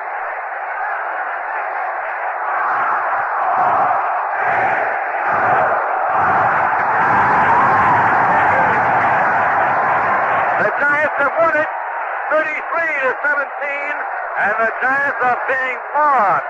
The goalposts are being shaken, and they'll come down in just a moment or two, and the Giants are trying to battle their way into their own locker room. The Giants have won it, 33-17. A terrific football game played by Pittsburgh, but the explosive Giant offensive thrust was just too much. When Pittsburgh came to within 6 points of the Giants, Y.A. Tittle moved that ball club with 3 consecutive pass plays. One to Gifford, another one to Gifford, and then to Morrison for the touchdown. 78 yards for the touchdown, and that was the big difference. And the goalposts on the closed end of the field are down, and there are enough special policemen at the open end of the stadium, at the goalpost there, to see that they remain upright. But the Giants have won the Eastern Division Championship for the 3rd straight year. We're going to get down into the locker room and listen to the Giants with Joe Hassel, Aldi Regatas, and Carl Roth. It should be a happy place to be. So take it away in the Giant locker room. And come on, everybody, smile, have a Valentine's here. You get a smile every time. In the heads-up taste of a Valentine, piccolos and banjos, smile for me.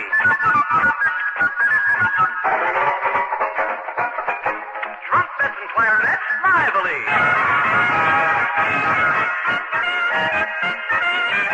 Trombones and xylophones, get happy.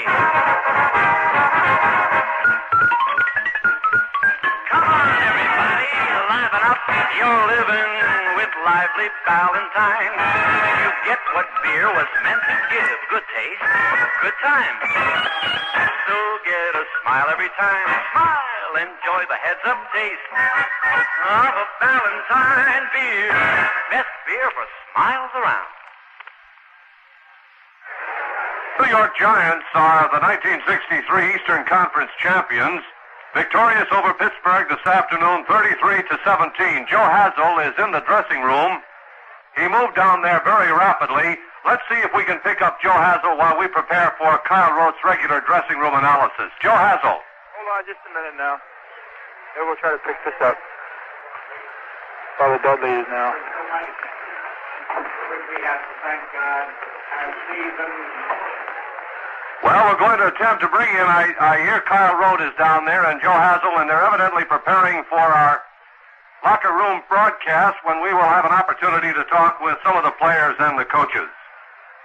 At Yankee Stadium, New York City, you're listening to New York Giants football, a feature presentation of Ivy Broadcasting Company and this radio station.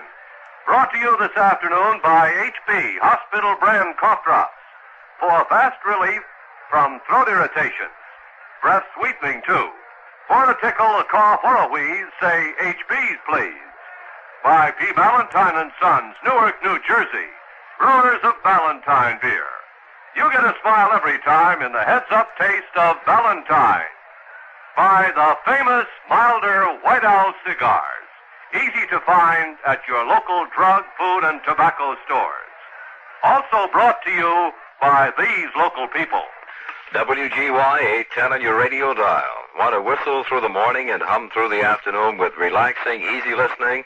Then tune in the Randy English Show from 10 a.m. to 12 noon and from 1 p.m. to 3:30 every weekday. Then you know why we call WGY the smoothest sound around.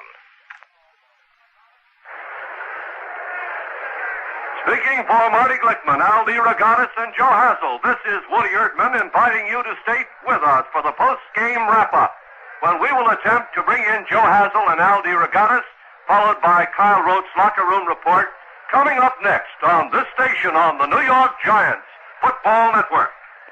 810 on your dial, the smoothest sound around. WGY Schenectady. I want to tell you about a Greek boy named Peter. Peter was sent to live with relatives last year because his family was unable to provide for him. But his parents couldn't bear the separation, and now Peter's back home. This 6-year-old Greek boy faces winter without clothing that he needs. But Peter never complains. He knows that his parents can't afford to buy him any clothing. If you gave Peter and his family food, they would be able to eat for a week, perhaps a month, and then be hungry again and in need of more help.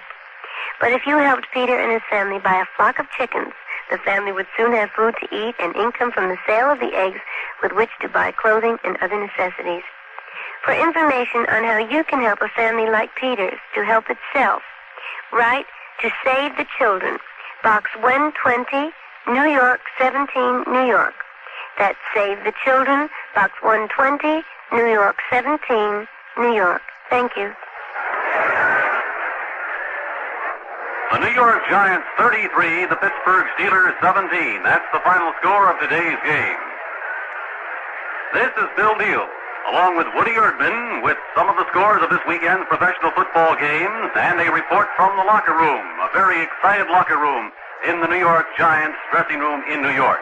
This portion of our broadcast brought to you by Burke & Laurie Incorporated of New York for the John F. Kennedy Memorial Album, and by this local sponsor.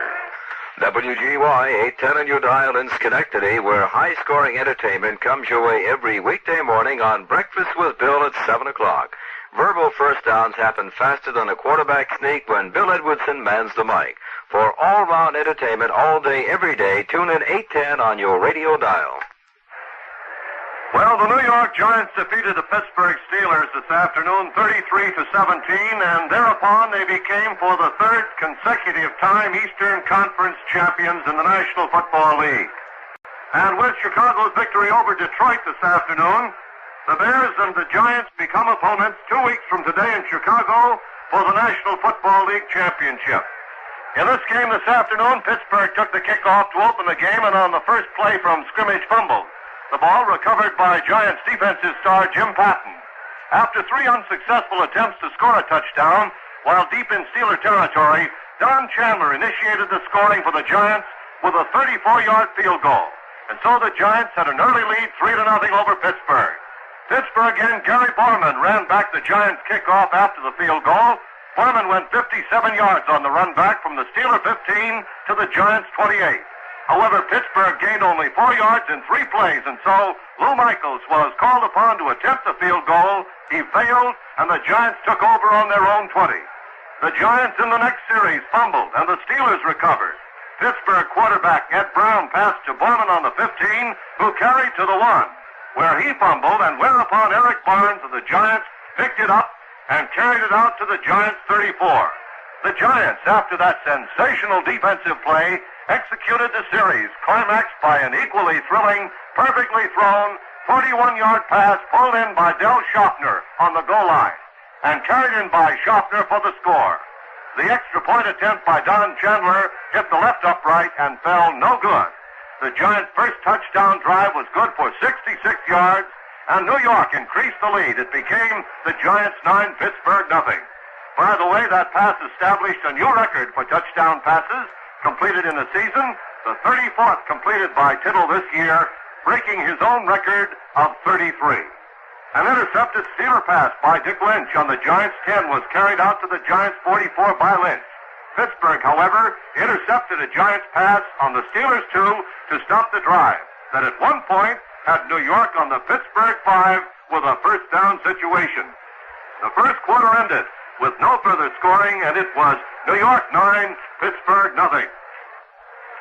In the closing minutes of the second quarter, a 45-yard pass play by Tittle and Schaffner moved the ball from the New York 42 to the Steelers 13.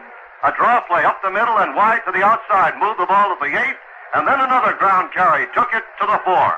Whereupon Y.A. Tittle passed to Joe Morrison in the end zone for the second Giants touchdown and the second of the game.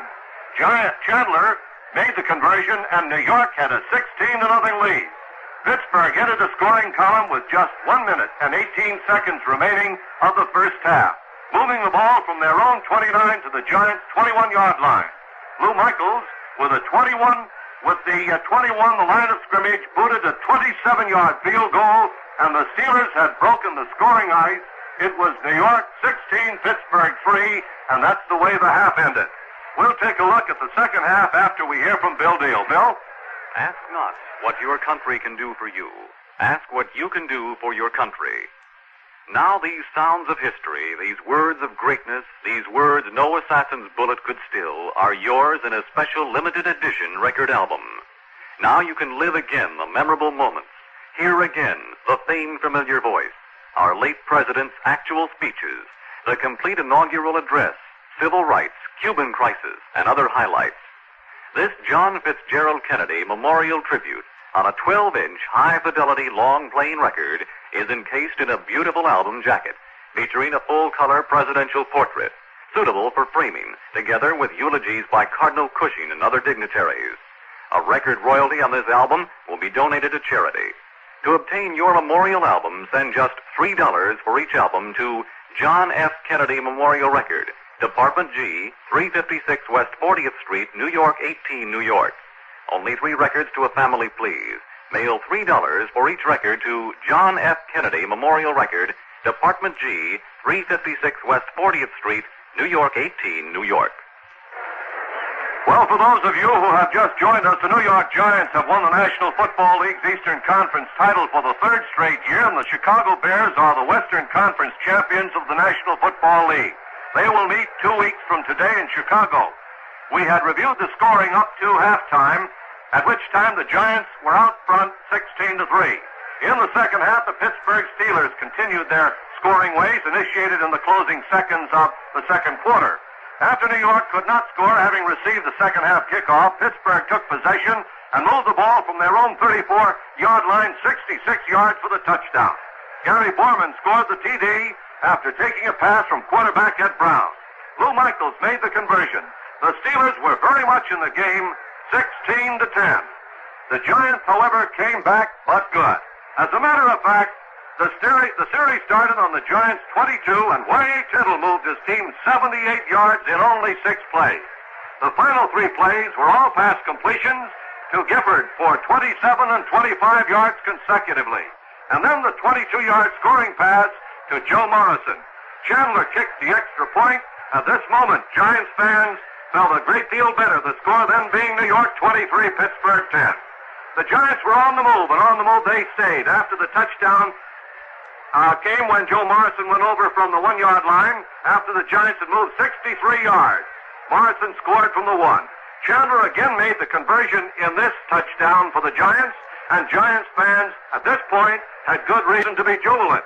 New York's lead over Pittsburgh was then by 20 points, New York 30, Pittsburgh 10. Well, if the Steelers were expected to call it quits, those who expected this were disappointed rather quickly following that Giants score. Pittsburgh, with time running out in the third period, climaxed the scoring drive with a 40-yard pass completion to Buddy Down from quarterback Ed Brown. Lou Michaels added the extra point, and Pittsburgh had reduced the gap to 13 points. The score as the quarter ended was New York 30, Pittsburgh 17. The New York Giants took out additional insurance with 2 minutes and 25 seconds remaining in the ball game. Don Chandler kicked an angle to the left 41-yard field goal. Chandler entered the game, the league's scoring leader, and at this point had today added 9 points to the previous total. The final score accordingly became New York 33, Pittsburgh 17, the third consecutive Eastern Conference championship for the New York Giants in the National Football League, and with Chicago's victory over Detroit, the Bears and the Giants become opponents 2 weeks from today in Chicago. We'll wrap up this post-game show in just 60 seconds. Across the nation, it's gift-giving time. Store windows are bright and shoppers crowd the streets. Tempting ads make choosing difficult, and often we hear the expression, for the man who has everything. Now, here's a further suggestion. This year, why not add to your list the man who has nothing? Send food for him and his family through CARE. Hunger seems most tragic this time of year, yet it is the very season when supplies are apt to run low. Refugees, orphans, disaster victims, the jobless especially need help. CARE has plans to deliver 6 million Special Food Crusade packages to the neediest of these in 19 countries. But CARE asks the public to share by giving $1 per package. Remember, the man who has nothing, with dollars to CARE Food Crusade, New York, New York, zip code 10016. Remember, every dollar sends a package in your name to CARE.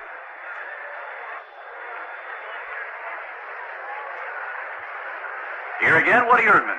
As we mentioned, if you have just joined us, the New York Giants have won the National Football League's Eastern Conference title for the 3rd straight year. Led by veteran quarterback Y.A. Tittle, the Giants trounced the Pittsburgh Steelers at Yankee Stadium this afternoon 33-17. The Chicago Bears are the Western Conference champions. The Bears clinched their first divisional title since 1956 by defeating the Lions 24-14. Chicago finished its season with a record of 11 wins and 1 loss and 2 ties, 1 half game better than the Green Bay Packers. The Bears will meet the Eastern Conference winners, our Giants, in the NFL's title game in Chicago, December 29th. As far as details of the Bears game is concerned, Billy Wade passed for both Chicago touchdowns, hitting Johnny Morris with a 51-yarder and Mike Ditka with a 22-yarder. Roger Leclerc kicked 1 field goal and 2 extra points. Dave Witzel killed off Detroit's chance by intercepting a pass and returning it 39 yards for a TD in the closing minute. Stay tuned now for the locker room report with Kyle Rote, Joe Hazel, and Al DeRogatis. Thank you very much, Woody Erdman. This is Bill Neal inviting you to stay tuned for that Kyle Rote report from the dressing room. This portion of today's Giants broadcast is brought to you by Bruck & Laurie Incorporated of New York City for the John F. Kennedy Memorial Album, and by this local sponsor. WGY 810 on your radio dial. Want to whistle through the morning and hum through the afternoon with relaxing, easy listening? Then tune in the Randy English Show from 10 a.m. to 12 noon, 1 p.m. to 3:30 every weekday. Then you know why we call WGY the smoothest sound around.